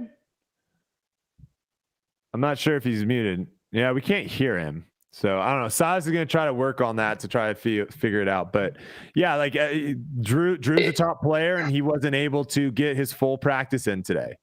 Exactly. So is it at a detriment to the player for these things to happen? This is fact. Drew doesn't get to practice those holes. Mm-hmm. He's not going to get the practice that he was planning on getting. Mm-hmm. Is that okay? Is it okay to take away from your product to try to get that money in? Or by having your players play their absolute best, are you going to be giving, oh my gosh, whatever you're doing, don't do that. See, this is why it's called tour life though, because this is exactly what we have to deal with, the Wi-Fi situations while we're on tour. No, I get what you're saying. I don't think, this is what I'll say, I don't think the obligations of players on tour is anywhere near the obligations that other pro athletes play. Now, obviously, the pay structure kind of goes with that, right? Like, the more stuff you have to do, you're probably going to get paid more. But I don't think we're anywhere near it. So, like, to me, I don't think it's a big deal to be like, hey, this part of the day is going to be, this 4-hour chunk is going to be, a flex start. Well, what about this? Okay, I see what you're saying. I guess another problem I have is it's the day before the tournament. It's the day to get everything dialed, make sure that you have everything. Why does it have to be Wednesday? Why couldn't it have been Tuesday? Dude, I think it might be my computer's failing. Well, it's happening in my ears too. I know, but my computer says it's at 1% battery is what my computer says. It's almost like my battery is currently charged into the wall. Give me a second, Yuli. Hold on. Everybody's breaking down. I'm the last on tour life. Definitely interesting topics tonight, though, to talk about all of this stuff. And I feel like it's a tough thing to talk about too, because I'm kind of coming off as like I can hear the way that this could come off of me just being like, oh no, don't do this, don't do that.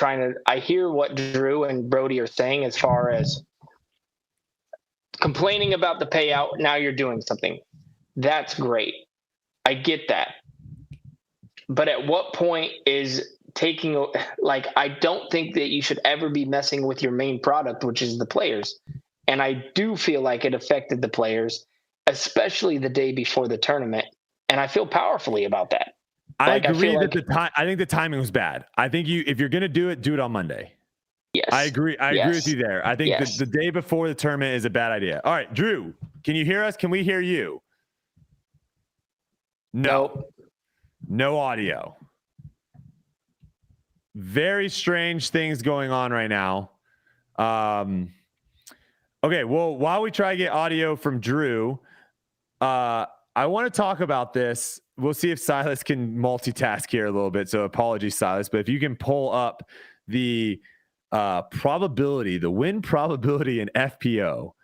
Yuli, take a look at this. Those are tiny. Read them out. Okay, Kristen Tatar, win probability 69%. Really? Are you like? I mean, that's a ridiculous number, but at the same time, am I like, are we shocked about that? The next closest is Owen Scoggins at 7%. Wait, is Paige not playing? Paige is playing. She's at 6%. Those are ridiculous. What? Is that a nutty stat? The probability thing normally is pretty decent, but I mean, 69%. You're going into a tournament with, I don't know, 40 plus players, and you almost have a 70% chance of winning. That just seems absolutely wild to me. She has a 93% chance of taking top 3. I don't even know what the betting odds would be on this, but those are not good odds. No, you would have to bet like for you to win money in the top 3, you would have to bet like probably $100,000 to make any sort of substantial amount of money. Yeah. Yeah. I think we got Drew back. All right. We did a little Kristen Tatar, ridiculous, potentially going to dominate everyone. Hot take. So I think, Drew, are you back? Yeah. Can you hear me? You're back. Okay, fantastic. We can hear you. Okay, perfect timing. So let's transition now into this tweet thread. Now, obviously, this is an audio podcast, so I'm going to read it for everyone that is listening. But you went to Twitter to talk about throwing far. And I'm sure you going to a course like Portland where, some of these shots you actually can throw max distance or, further, you're going to have some people talk about it. So you went to Twitter and you said, throwing far isn't a skill that wins you events. If that was the case, GG or Double G, Barella, and Eagle would get top 3 every week. On the FPO, look at Own. She seems to battle every week and she throws the disc shorter than most. This applies to the woods as well. Even in the woods, throwing far is an advantage. If player A is throwing a 12-speed hard and player B is throwing a mid-range smooth, player B has an advantage with controlling their disc.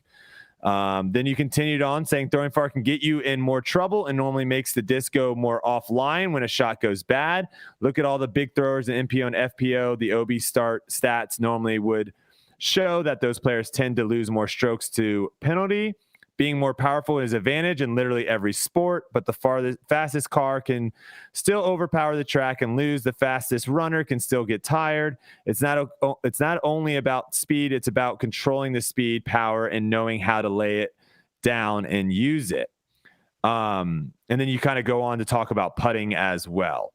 So I don't know how much pushback you got from that. I feel like a lot of what you said makes a whole lot of sense. My biggest issue with like the throwing far debate is when there isn't punishment. When there isn't you just threw a 550-foot shot, but you threw it 200 feet offline, and you're going to get the same exact score as the person that threw a 450-foot shot in the fairway. To me, that's when I'm not a huge fan of like the throwing far aspect. Like that's where I think a course that has OB and has hazards and has those things matter, because now you get punished if you throw bad. But I think you worded it well in the sense of where it's like, yes, throwing far is not the end all be all. And if you throw far, all of a sudden you're just going to win. I mean, I'm going to say this with respect to you and Paul.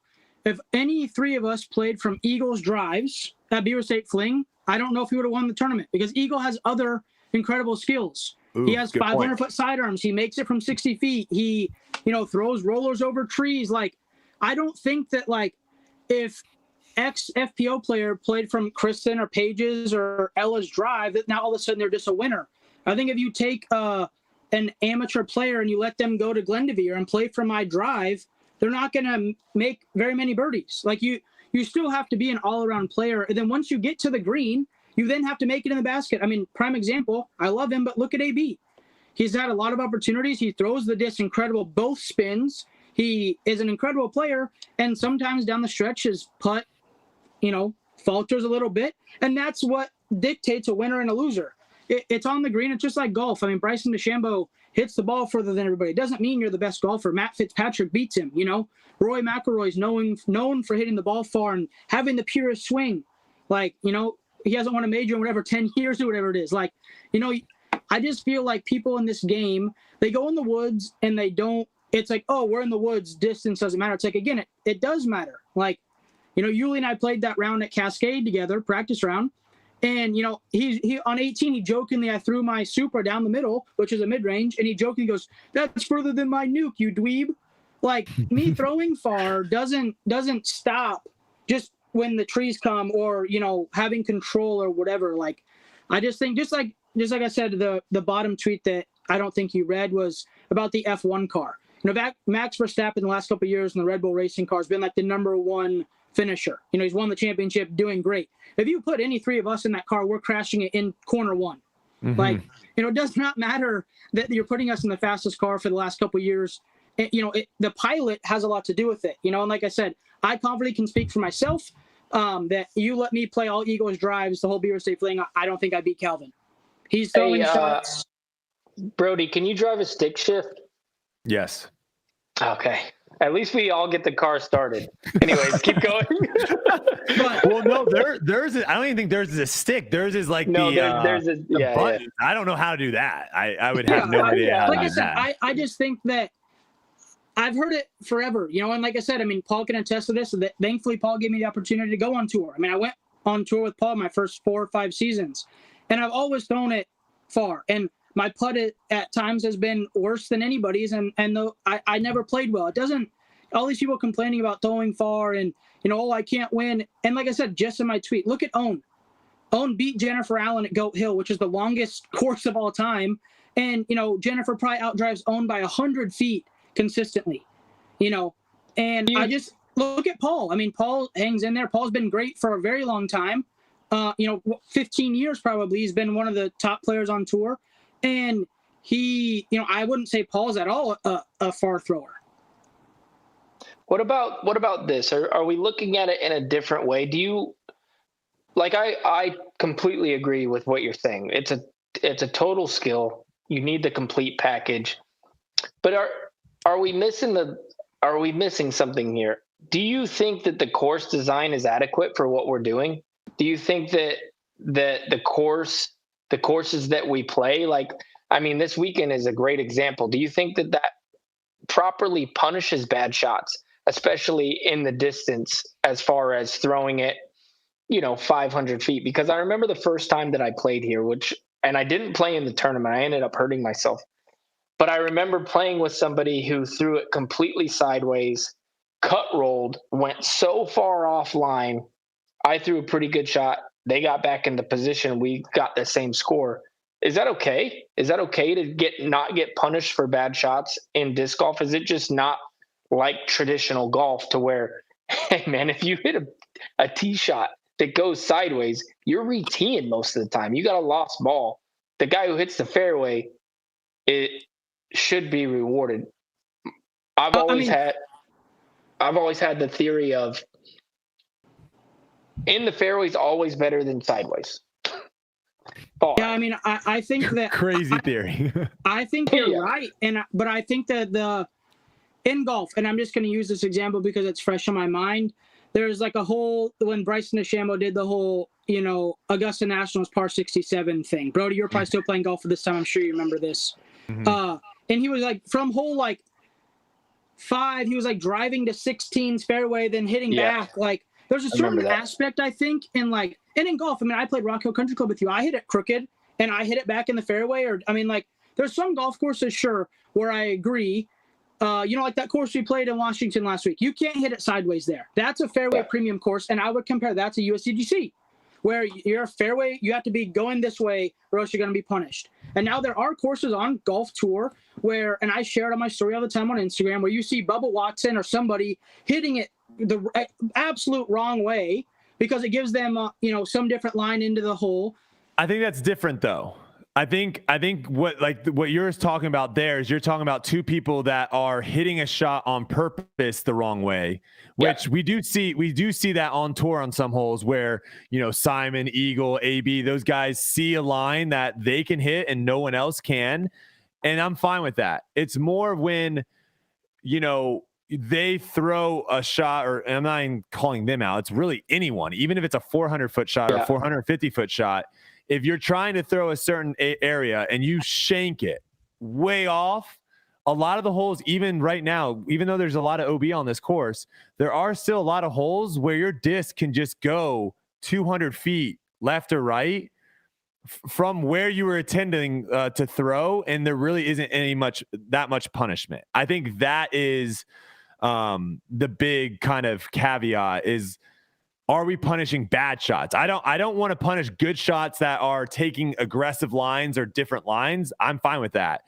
But it's when you step up to a hole. A good example of this is like the hole that literally everyone Instagram videos, right? Where you throw the big, massive drive down. That is not a hole that you step up to. And if you can throw far, that is not a hole that you just step up to and go, I'm just going to throw far and I'll be fine. Because if you do that, you're going to either land in a bunker potentially or on the green, OB. So you have to have some sort of like skill involved in like where you're trying to land it. I like that hole. That's a good hole. That's kind of my take, is I don't like holes where it's like, I'm just going to chuck this as far as I can. And if I'm off, I'll still be able to get up and down. And if I'm not, then, if I hit it perfectly, then it's going to be super easy. I don't like holes where bogey's hard to get. Like that's bogey is hard. I don't like a hole where you can throw a really, really horrible shot and you can then throw 2 decent shots and get a par. That's not something that I think we should reward. And a par is a reward.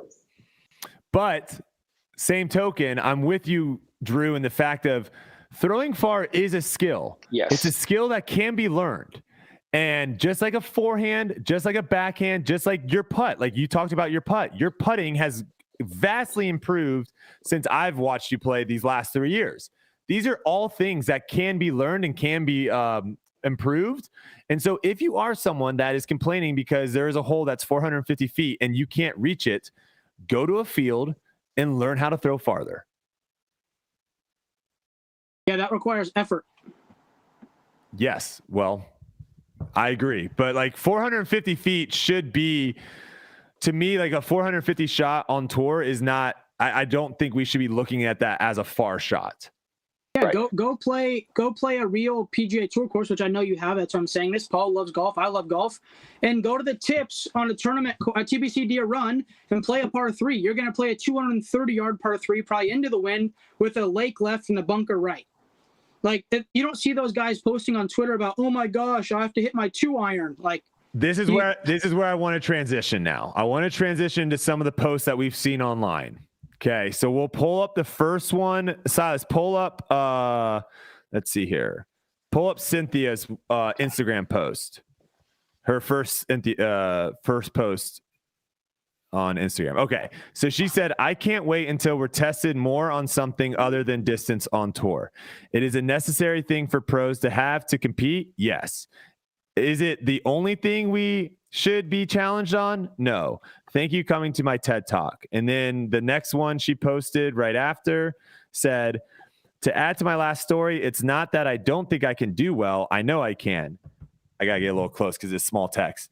I'm just worried that if these kinds of courses are used more, that injuries will rise more than they already have. You could say just be better, but we all know that's not how things work all the time. I love the DGPT, and I'm so excited for the future of our tour. I'm just putting my 2 cents in because I know I'm not the only one that feels this way. With that being said, I'm super excited for this weekend. Then, can you pull up the Andrew Presnell tweet, Silas? So Andrew Presnell tweeted out this GIF of this skeleton. I can't get the GIF, but he said, me after my practice round at Glendevere West. And it's basically a skeleton's arm falling, his right arm falling off. Well, that's all we can pull up right now, Silas. That's fine. There was multiple other posts as well from some pros complaining about distance. And then obviously we've all heard on the grounds, people complaining that they're tired or sore. I'm going to go with you on this, Drew. The first one is, this makes us look so soft. This makes us look so soft as a professional athlete. It's just like, I mean, I don't know what a better way of describing it other than like people just being like, my arm hurts or I'm going to get injured or any of this stuff. It's like, shouldn't we be training for this stuff? Like this is our job. This should be part of it. Like here's a hot take. You want to know why a lot of people don't, or you want to why a lot of people get injured? This is what I see. 90% of people on tour, this is what I see. And Ezra's, I'll call Ezra out too. He's at fault at this too. He's starting to do a little bit more. They show up to the course, they get out of their car, and what do? They go to hole 1 and start throwing. They play their whole round, and then what do they do when they're done? They get in their car. There's no warm up. There's no cool down. There's no. What are we doing? So like that. This is where I don't have any sympathy for people complaining about this stuff. And then ultimately too, I just think this just looks so bad from an optic standpoint of people complaining that this course is long and this is dangerous for my arm. And tons of people are saying it. Go ahead, Yuli. I don't care about distance. Give all the distance in the world. Love distance. Do it. But let's have I think we're just missing the mark with course design, period. No, I'm with you on that. Yeah. I think these people are still going to complain though if there is OB and stuff and punishment. Would they? Yes. They complained about OTB. Right. OTB had tons of OB. OTB. No. OTB punished picture people. This. Imagine if we had this green grass, okay? Oh boy. And the most beautiful grass, the biggest trees, everything, but we had lines like W.R. Jackson. They were just really far. Do you think they'd still be complaining? The most beautiful place ever, like little ponds here, all manicured, everything, most beautiful place. Add the distance, add everything. Do you think they'd still be complaining? I think it's a soft design. That's all. That's what I think. I think it's a soft design, and they go, okay, let's put three Mandos here. Let's put the basket there, and there's like kind of 2 routes there. It's not a real design to me. It's not a disc golf course. It's a disc golf course put on a traditional golf course. What do I think about what aspect? He's saying, do you think it's just this course situation? Like it's the course design and that's why people are complaining about the distance. Oh, I mean, in my opinion, if you're complaining about the distance, you're complaining about the distance. If they didn't like the course design, they would be tweeting about how badly the course was designed, not that the holes were too far. So do you think that, like I'm saying, if this was all green grass, same everything, but we had holes just like WR Jackson, they were just further, they would still be complaining? I don't think so. I think they would love it. And you have roses over here in the thing, and you have this, and it was the most beautiful place you've ever, huge tee boxes and blah, blah, blah, blah, blah. Do you think they would still be complaining about it, or would they be like, that's the best course I've ever played? Well, yeah, I mean, WR Jackson with green grass would be the best course you've all played. So, I mean, you're making like a dream situation that would like be in Vermont. Like, yeah, of course, like everyone would like the course better, but like at the end of the day, me, you, the FPO, we all have to just go out this week and we all play from the same tee to the same basket, and we have to beat each other. Whether there's rose petals on one hole or not, like just like me, I can admit that I enjoyed playing Cascade in the practice round. I would enjoy playing there in a league. I did not enjoy my time out there on the course during the tournament, simply because I felt like most great wooded holes or good wooded holes, you can look back on the basket and look at the tee pad and go, oh, that's where my disc flew because I threw it good. At Cascade, you turn around, you look back, and you go, how did I even get here? You don't know. There's no line. So for me, I didn't play well. I didn't execute my shots well. And I felt like when I did throw it good, I caught the one random thing in the middle you can't see from the tee pad. So I can admit when I'm not going to play a course well, or a course doesn't fit my game perfectly. Like, I also think that if you made the most beautiful course ever with little ponds and the nicest green grass, but the same distance, I got that I'm making. I feel like people complain. I feel like people complain.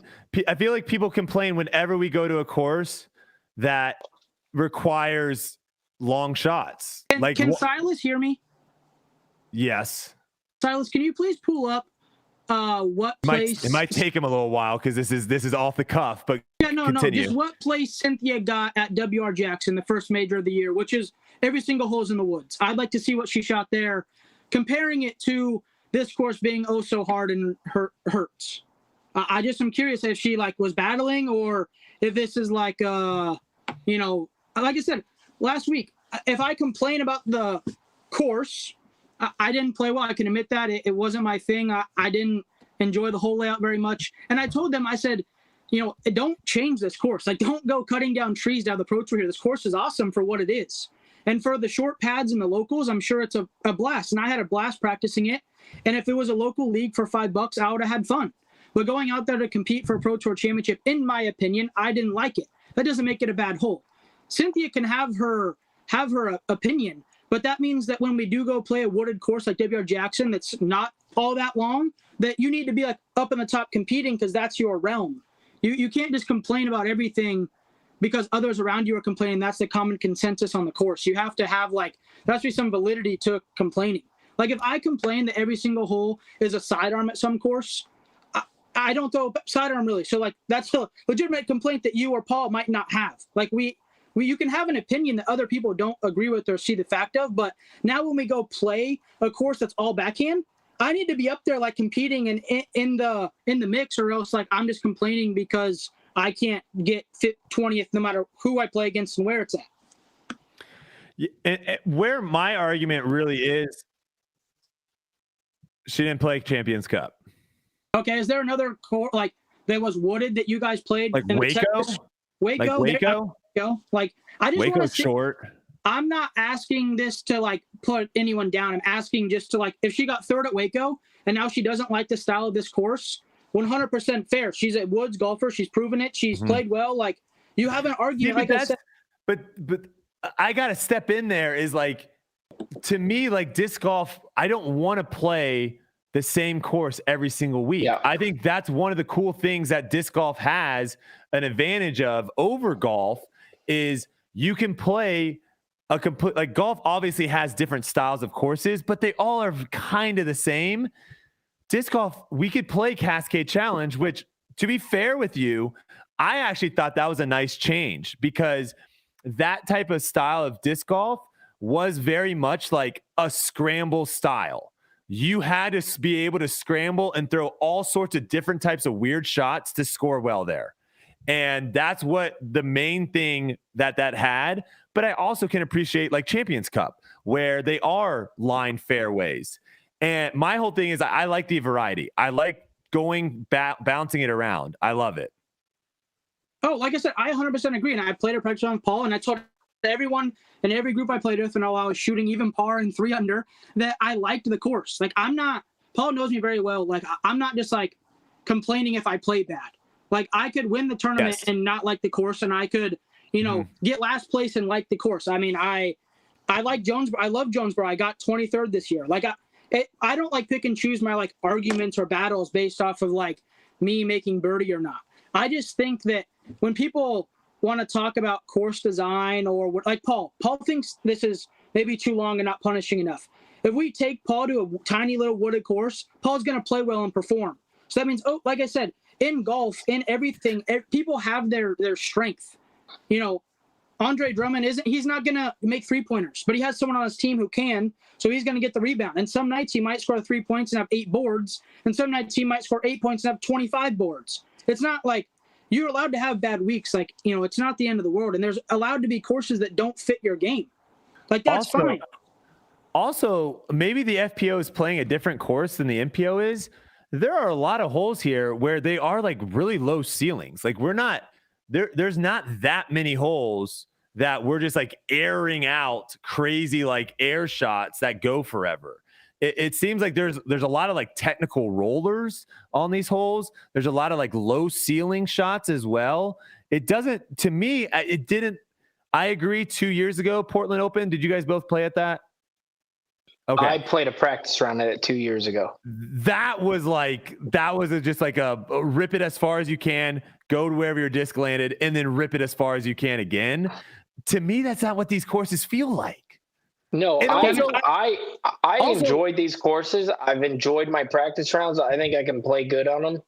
I have no problem with the distance. None of that. I'm just talking about my point was, I agree with you. Are the people really mad about the distances, or are they mad about the design? I don't agree with you. No, I don't agree with you that. No, it was a question. I don't know. 27th at Waco. Okay, so like what? Then now my question would be, and again, I'm not meaning this in a bad way. Where would she want to play where she feels like her game is going to be at its best, her arm's not going to fall off, and everyone's happy? Like, we need to address this arm falling off thing. Do you guys not throw like 100% shots like with mid ranges at shorter courses? Paul throws 100% every time.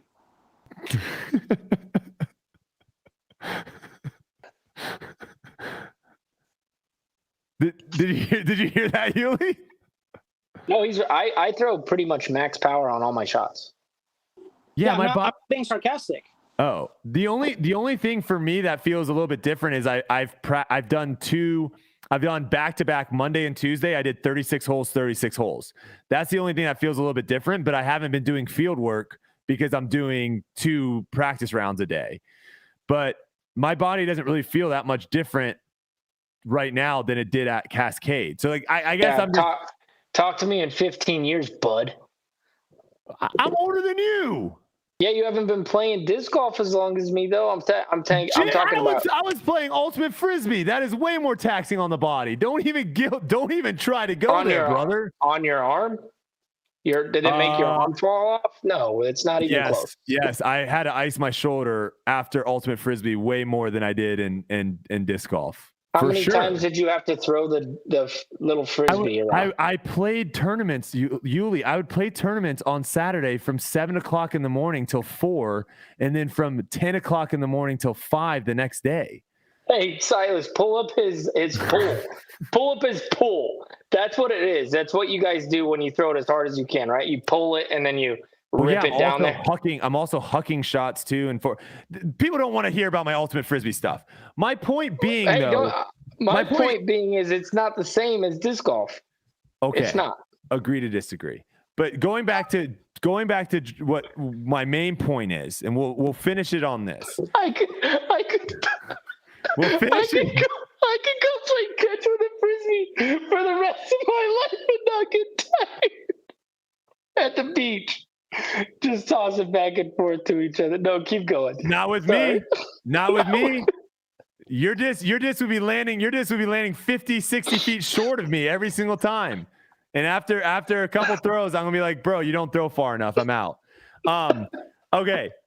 My last thing is, I just think here's the thing. Let's be honest. We all complain, right? Can we all agree that disc golfers complain a lot?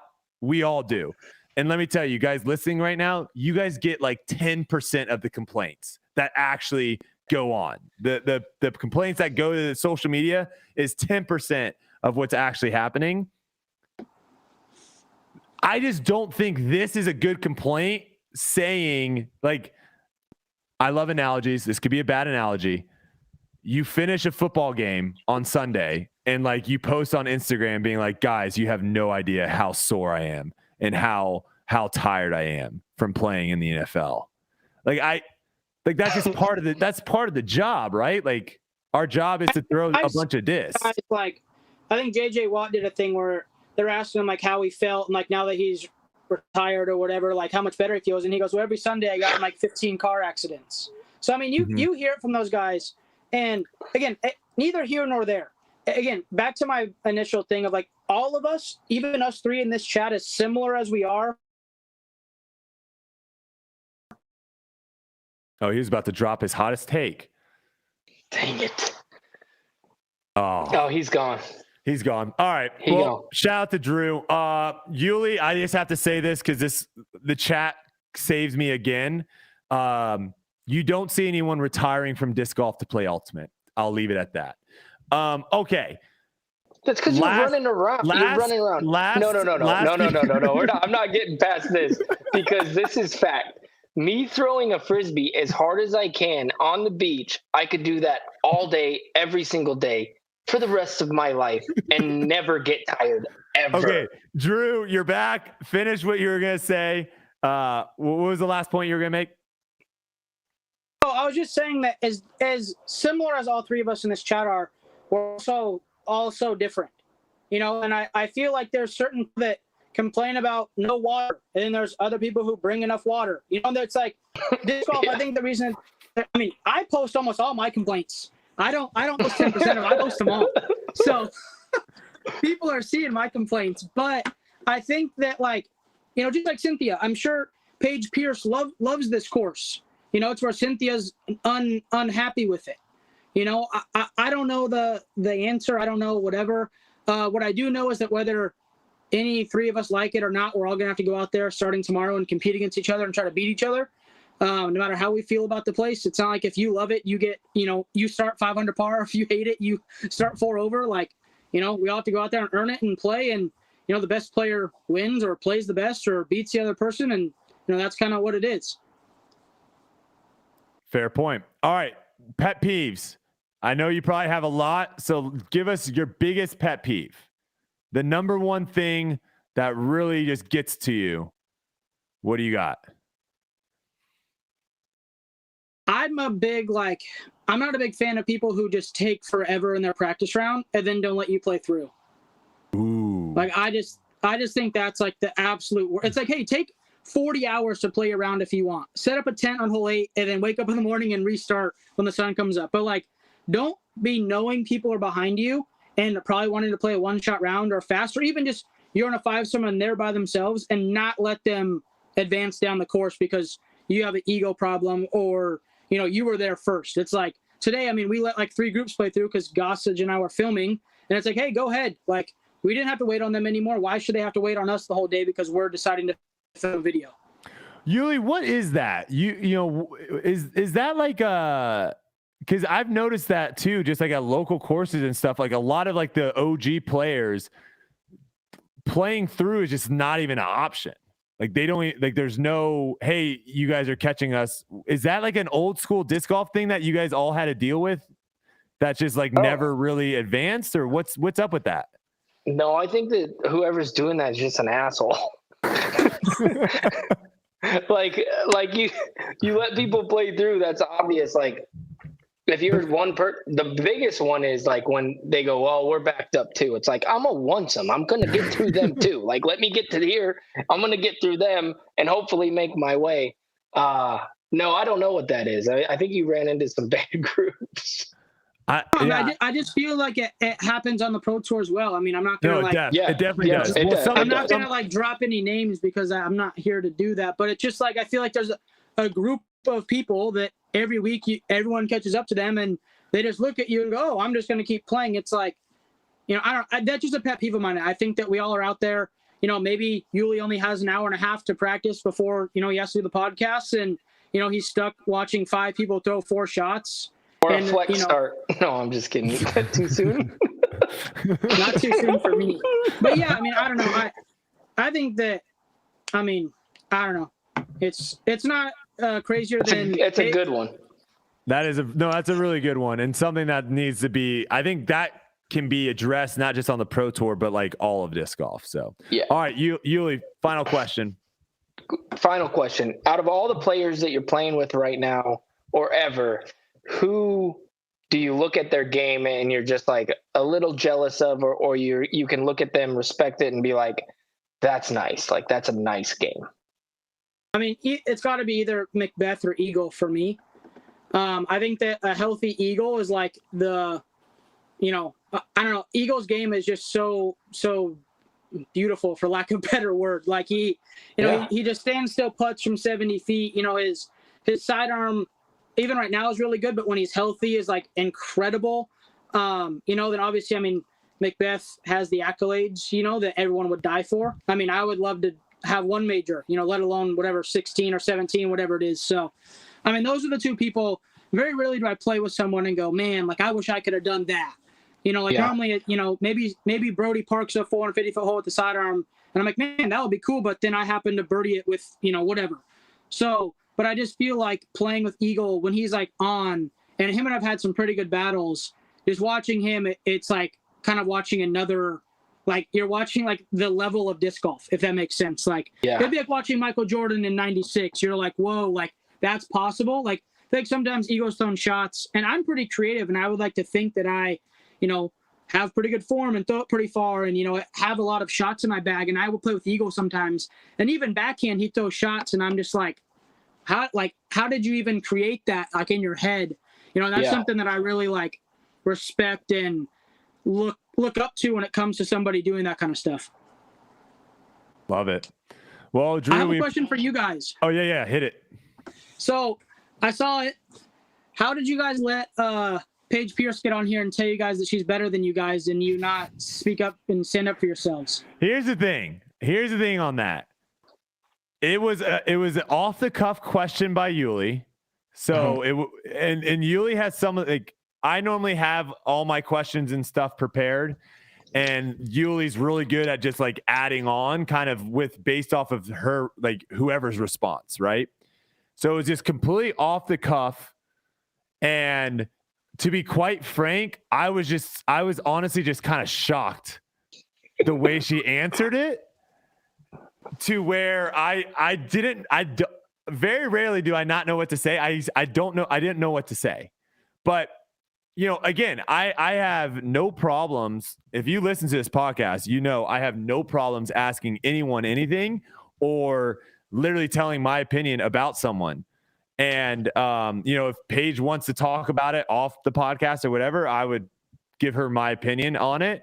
But yeah, I mean, it was, I actually talked about this a little bit in debate night. Someone brought it up and I was like, well, me and Paige have a video of us playing together against each other in match play. So if you want to see that, go ahead and watch that. But, yeah, I mean, I thought it was one of the more profound, I guess you could say, comments that we've ever gotten on the show. Well, I think people are kind of misunderstanding what she said and the question that I asked. I asked the question of your mental. What do you think is whatever, not what is reality or whatever, but if you dedicated yourself, and we're talking about she's won world 6 times, right? Is that right? Right around. It doesn't matter. She's multi-world champion. As far as her mental is, what is her confidence level as far as if she stopped, what could she get to? And then she said what she said. So it was kind of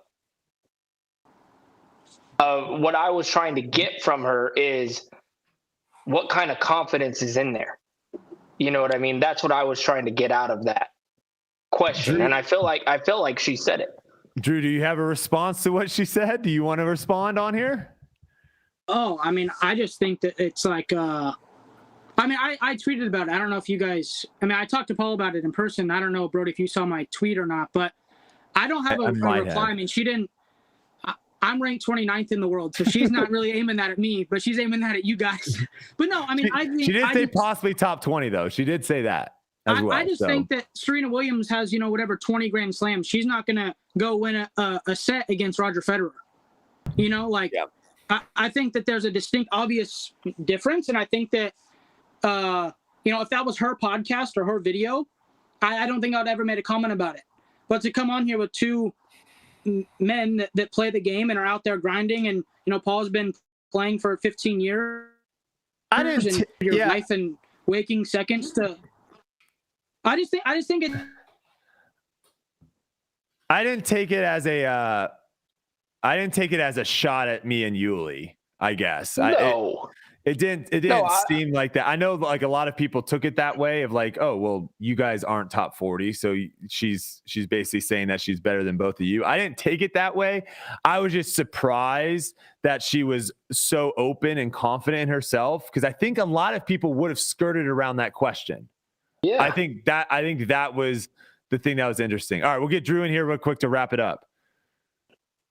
All right, Drew, No, I think we got you back. He's gone.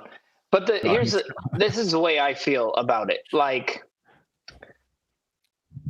I don't care who it is. I think I'm going to beat you.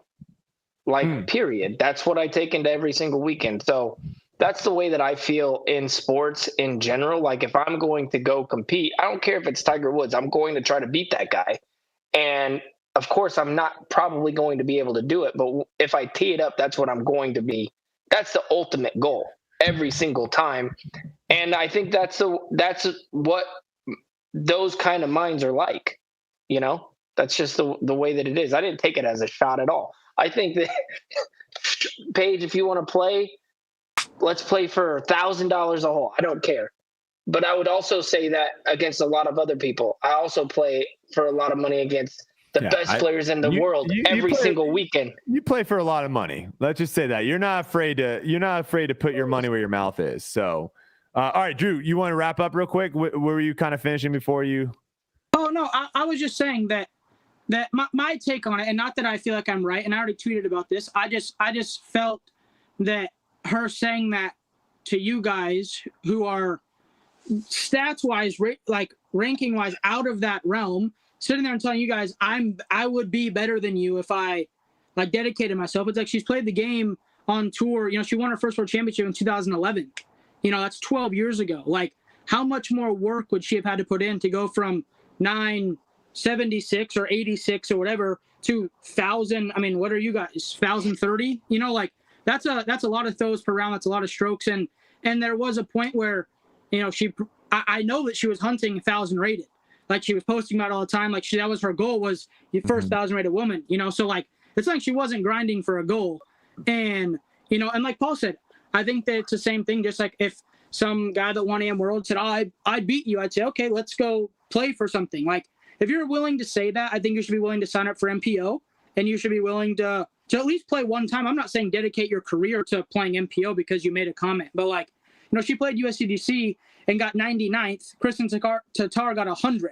Literally, we're one stroke apart, in 100th place. So it's like, and I'm not dogging on Paige. I mean, in my initial tweet, I said she's arguably the greatest FPO player of all time. Like, I, just like Macbeth or Eagle, have a lot of respect for her and her career and her accomplishments. Mm-hmm. But to compare yourself to a division you don't play in and players you don't play against, and look at them in the face and say, theoretically, I would beat you, is crazy. That'd be like me being on a podcast with Joe Rogan and being like, I did one day of karate, I'll beat you up.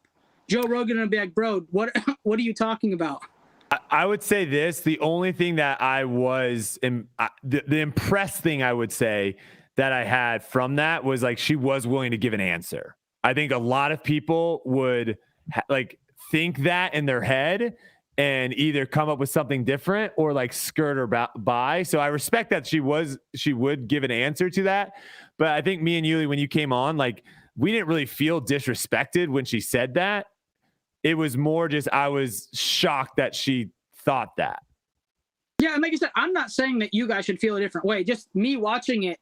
If I was in your guys' shoes and having someone on my thing, like I would have just been like, what? Like, maybe that is a time that you use your filter and you knock it down a little bit. It's the same way, like we're all on here together and, there's a certain point of like respect of someone hosting you, just like in their house, if I'm staying in your house and you say something to me, I might not normally accept. It's like, okay, well, you're hosting me. I just think there's a certain point of realistic respect that comes with you guys having people on your show. And I get that it's unfiltered and you guys are not scared. I mean, I'm the last person in disc golf that's scared of giving an answer.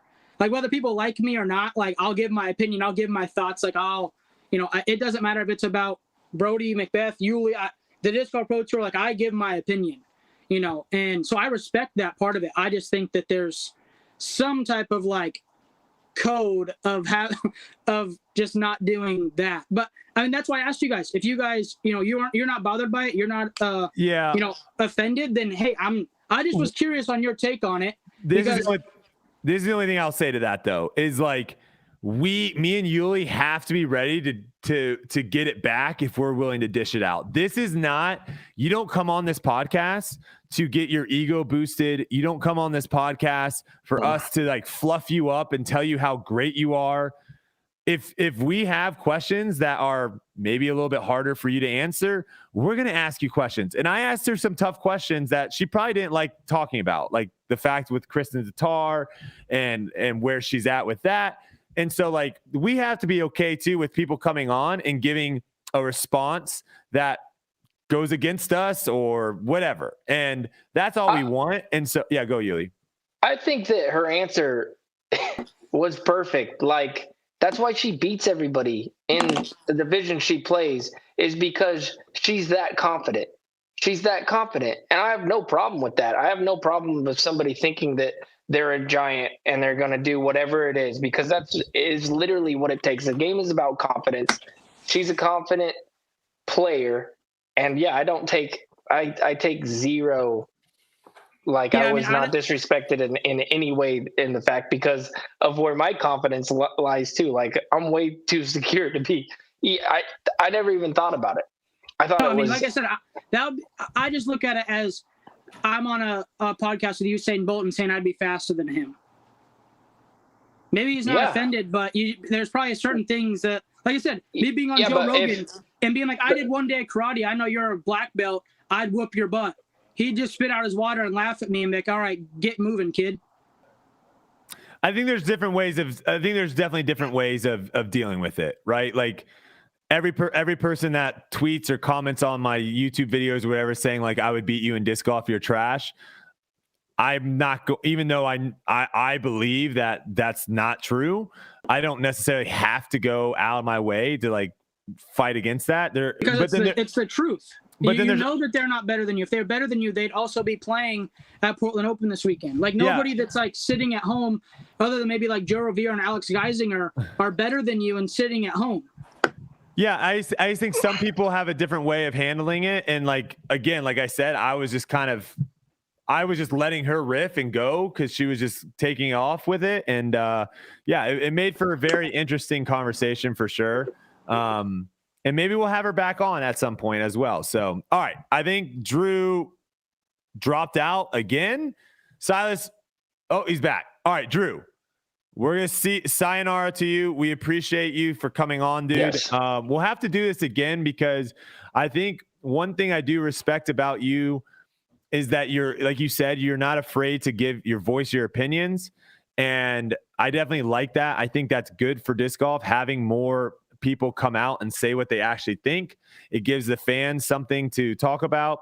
And I like that a lot. So I know you're not going to stop doing it. And I know there's a lot of people now maybe that will tune in. So make sure you follow Drew on Twitter. That's probably where you get your best stuff, right? Twitter.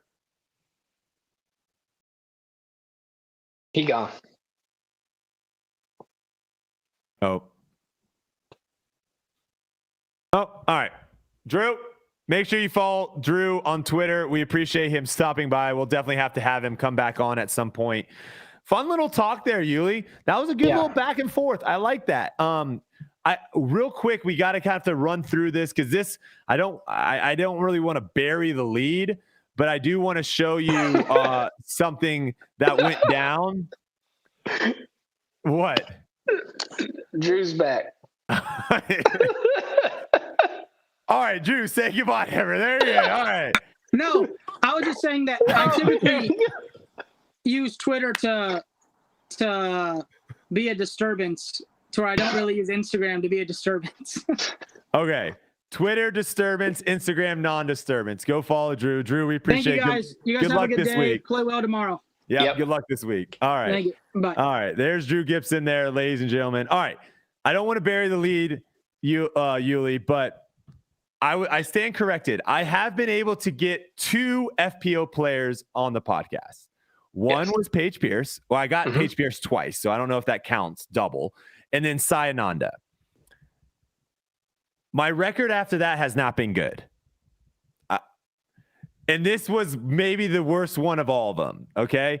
So Maria Oliva posted this on Twitter. She said, and she was kind of siding a little bit with like me and Drew on the distance thing. She posted, personally, I think if long courses tire you out, you need to be in better shape and work on your endurance.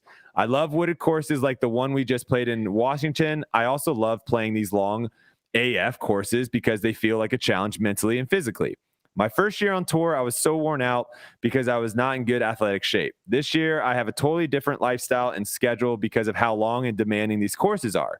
Staying in your comfort zone only limits you. Get out of it as often as possible. So I was like, oh, like that's, to me, that's kind of like a subtweet towards Cynthia's post of like, don't cry about playing on long courses, do something about it. So I was like, oh, it would be cool to have Maria come on and talk about that. At a certain point, I thought maybe try and get both of them on to talk head to head, which I think would have been cool. I don't think we're there yet to have like 2 guests on at the same time.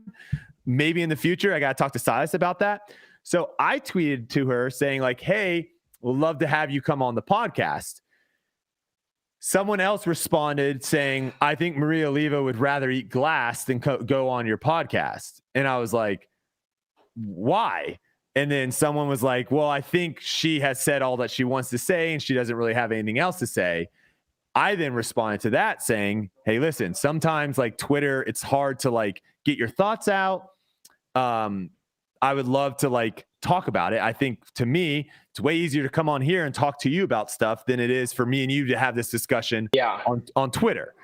So she responded to that with, it's actually other one, Silas, other tweet. See if he's got that one. Hold on.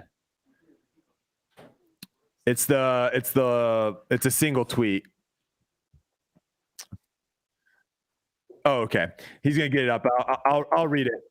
It's fine. It's actually, so this is what she said in response to me asking her to come on the show, yada, yada.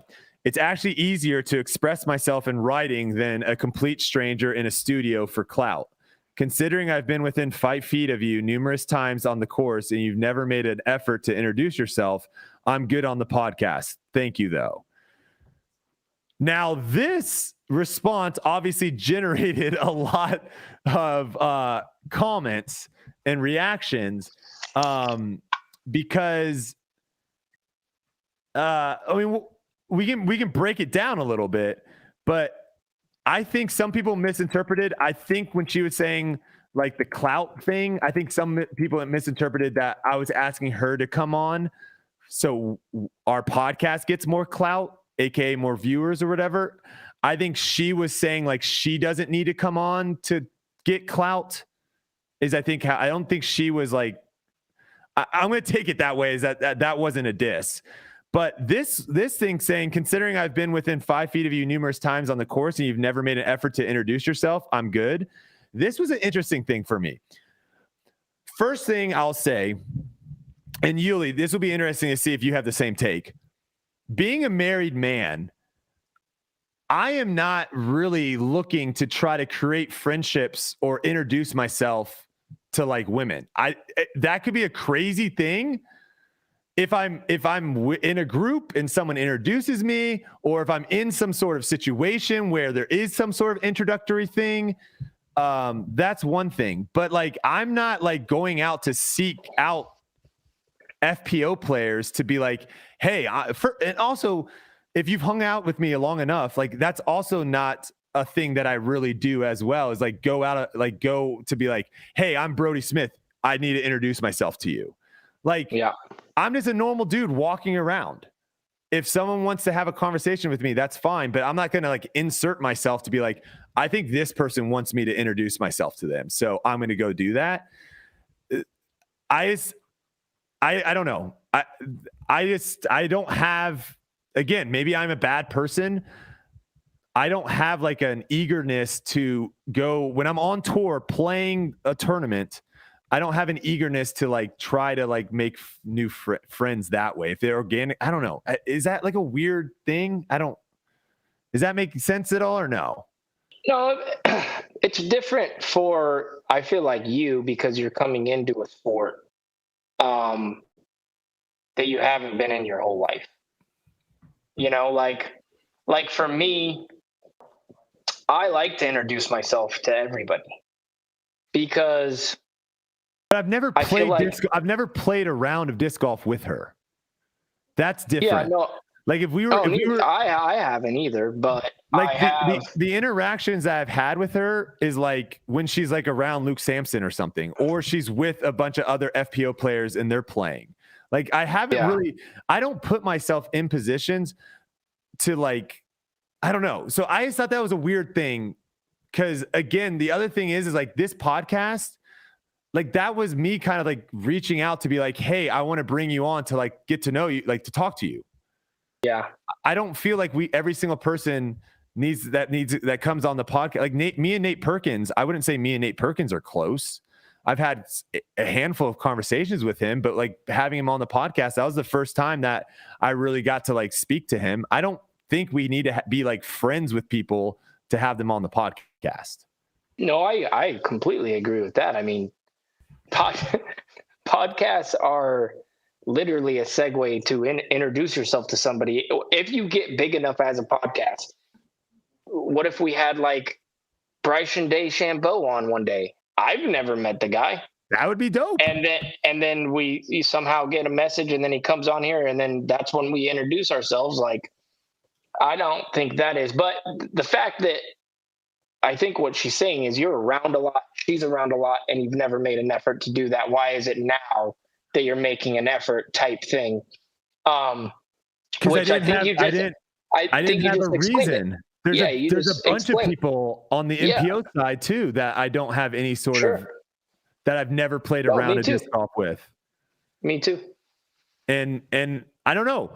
I think people are different. I am not someone that is going to walk by you on the driving range while you're warming up and introduce myself. I don't know. I could be in the minority there. Maybe that's a weird thing. Maybe everyone should be just walking around introducing themselves to everyone they see. That's just not my MO. Well, I will say this, Maria. I know Maria. I've talked to her a few times. If you ever want to come on the podcast, you're always welcome. I just won't be on it, apparently. Brody will be on it as well. I will sit that one out. Okay. Now I have to just pull up two of these mentions because I thought these were funny. And let's be honest, we're trying to keep it kind of funny here. So let's bring up some funny tweets. Okay. So this was one response. This is from Chris Paul. He goes, also, your last two sentences here, you seem to be at conflict with yourself. So the tweet that I wanted her to come on to talk about, she actually says, staying in your comfort zone only limits you. Get out of it as often as possible. So a little funny, ironic. I don't know if you can see the irony there. I see it. Okay. Then Chris Paul, this one is actually kind of funny. He went to her Twitter and he goes, perhaps he's seen your cover photo and thought you didn't want to be approached. I'm not making this up. Her cover photo says, please hesitate to reach out to me.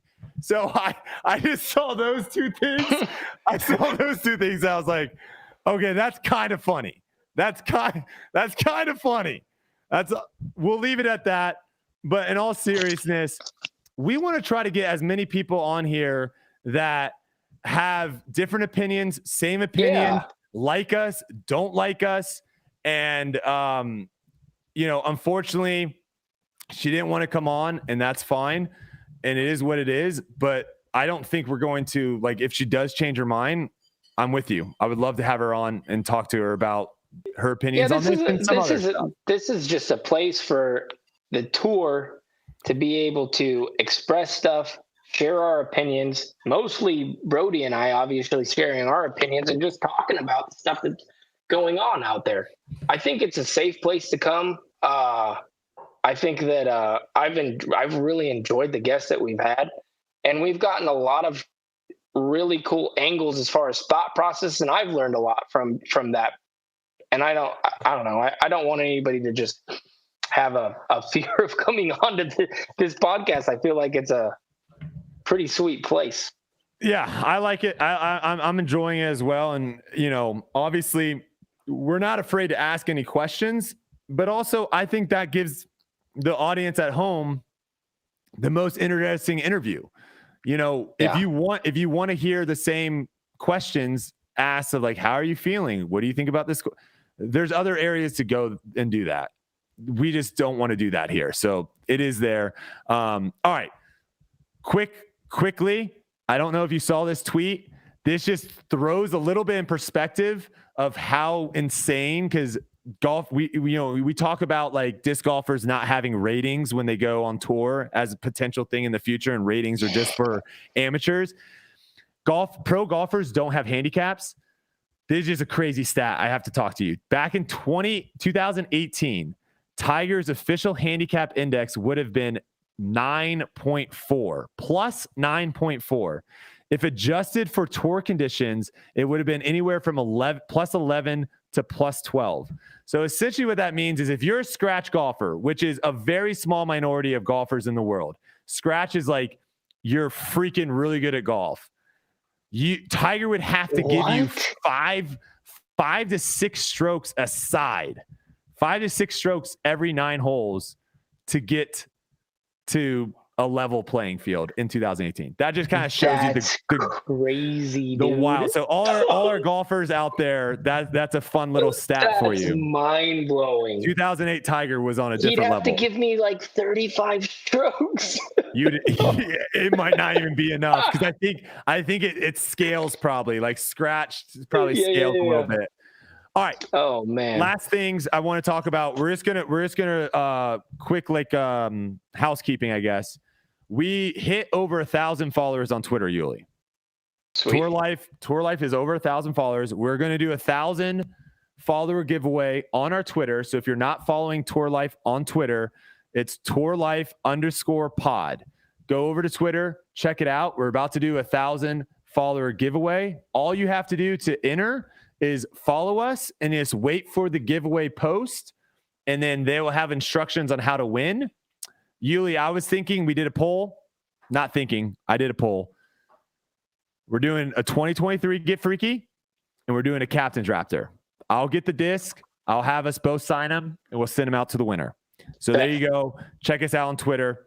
All right, picks real quick, and then we're wrapping up the show because this is our longest one yet. I was told, Yuli, I have now picked the winner 4 times this year. Yes. Also, Alden Harris, I sent you a DM. You did apologize, so I appreciate that. But a little salty still that I picked Alden, and then he ends up dropping out. Hopefully his knee is doing well. But I feel like he would have done really well there. So I got 5 points for picking Ricky. I got 1 point for picking Andrew. You got 3 points for picking James. You were kind of, I don't know if you jinxed yourself, but you kind of like were talking up James being in first place after round 1. You're feeling yourself a little bit there, but you got 3 points. And then Andrew Marweed comes in with 1 point. So you still have the lead though, 41 points to my 38. Let's get into our picks this week for the Portland Open. And I think you're up first this week. Or Okay. did you go first? Yeah, you went first. I went first last week because I picked Ricky. We got the big guns back in it. I know, baby. Oh my gosh, though. I'm gotta go with Eagle. Hey, you're going Eagle? Yep. Hey, I'm going Calvin. Yep. And I am going Gannon. Ooh, that's powerful. Yep. There. This is heavy hitter. This is a heavy hitter week. Okay. That means I will have to take a second. Who's feeling it? Who's feeling it? Who's feeling it? This tournament? Yeah. You're I got insider information. Those guys blew it. I already asked. Should I pick you over him? I don't. Who's feeling more confident? I don't care if you win or lose. So Who's feeling more confident? You feel like you're kind of on the wall, on the fence. I do. Gooseman pointed at himself and said, "Pick me." I do not feel to prove myself. All right. I think I gotta go with. I'll tell you who I'm thinking. Goose just said he throws a lot of forehands out there. All right. Sorry, go. Do I get 2 now? You get 2, yeah. All right. Well, then I'm gonna go with Simon. Okay. You took Simon. And then I'm not gonna. I picked Andrew once, or I mean Ezra once, and he got 14th or something. Yuli said he picked you, Ezra, once, and you got 14th. I got 11. He got 11th. No, Same points. 13th. Same point, 0. I was close. You know what really? But then I picked Gosh, and he got me a second, or he got me 3 points. He blew it too. He had to win. Gooseman, you got 3 points for Yuli, he's saying. Oh, what tournament? OTB? Yeah. He picked you for OTB. Come on, that's a no-brainer. I'm going with Anthony. Tony. He took AB. Yeah, I was gonna say Tony's good. He took AB. All right. You know what? Both these guys over here, they're both talking. Pick them both. I'm not picking either one of them because the other one's gonna get their feelings hurt. The other one's gonna get their feelings hurt. You know who I'm going with? Someone that not a lot of people are talking about. They're kind of forgetting about him. Proctor. Going with the proctologist. Let's see what happens. All right, there you go. I got Calvin, Gannon, and Proctor. Yuli's going Eagle, Simon, and AB. Yuli's team could potentially, like if they each threw one shot, could potentially throw from Florida to California. So we'll kind of see how that goes. Simon is the defending champ as well. So you have the defending champ. Yuli, do you have anything else? I feel like we got everything. I don't know how Silas is still awake. He's on East Coast time. So let's get him to bed, man. No, yeah, great this episode. is a long one. Loved it. Yeah. Hopefully you guys all enjoyed. Make sure you guys are subscribed to Foundation Podcast. Make sure you guys check us out on Apple, Spotify, all those things. If you guys enjoyed tonight's episode, make sure you drop a like on the YouTube video. If you're watching right now, there's over 1,000 of you in here. Drop a like. We appreciate all the support and can't wait for next week. Off week for me next week. Yuli? I'm just gonna be at the beach throwing frisbee all day. That's all I'm gonna be. I cannot wait. All right, we'll see you guys all next week. Appreciate it. See you, buddy. Deuces.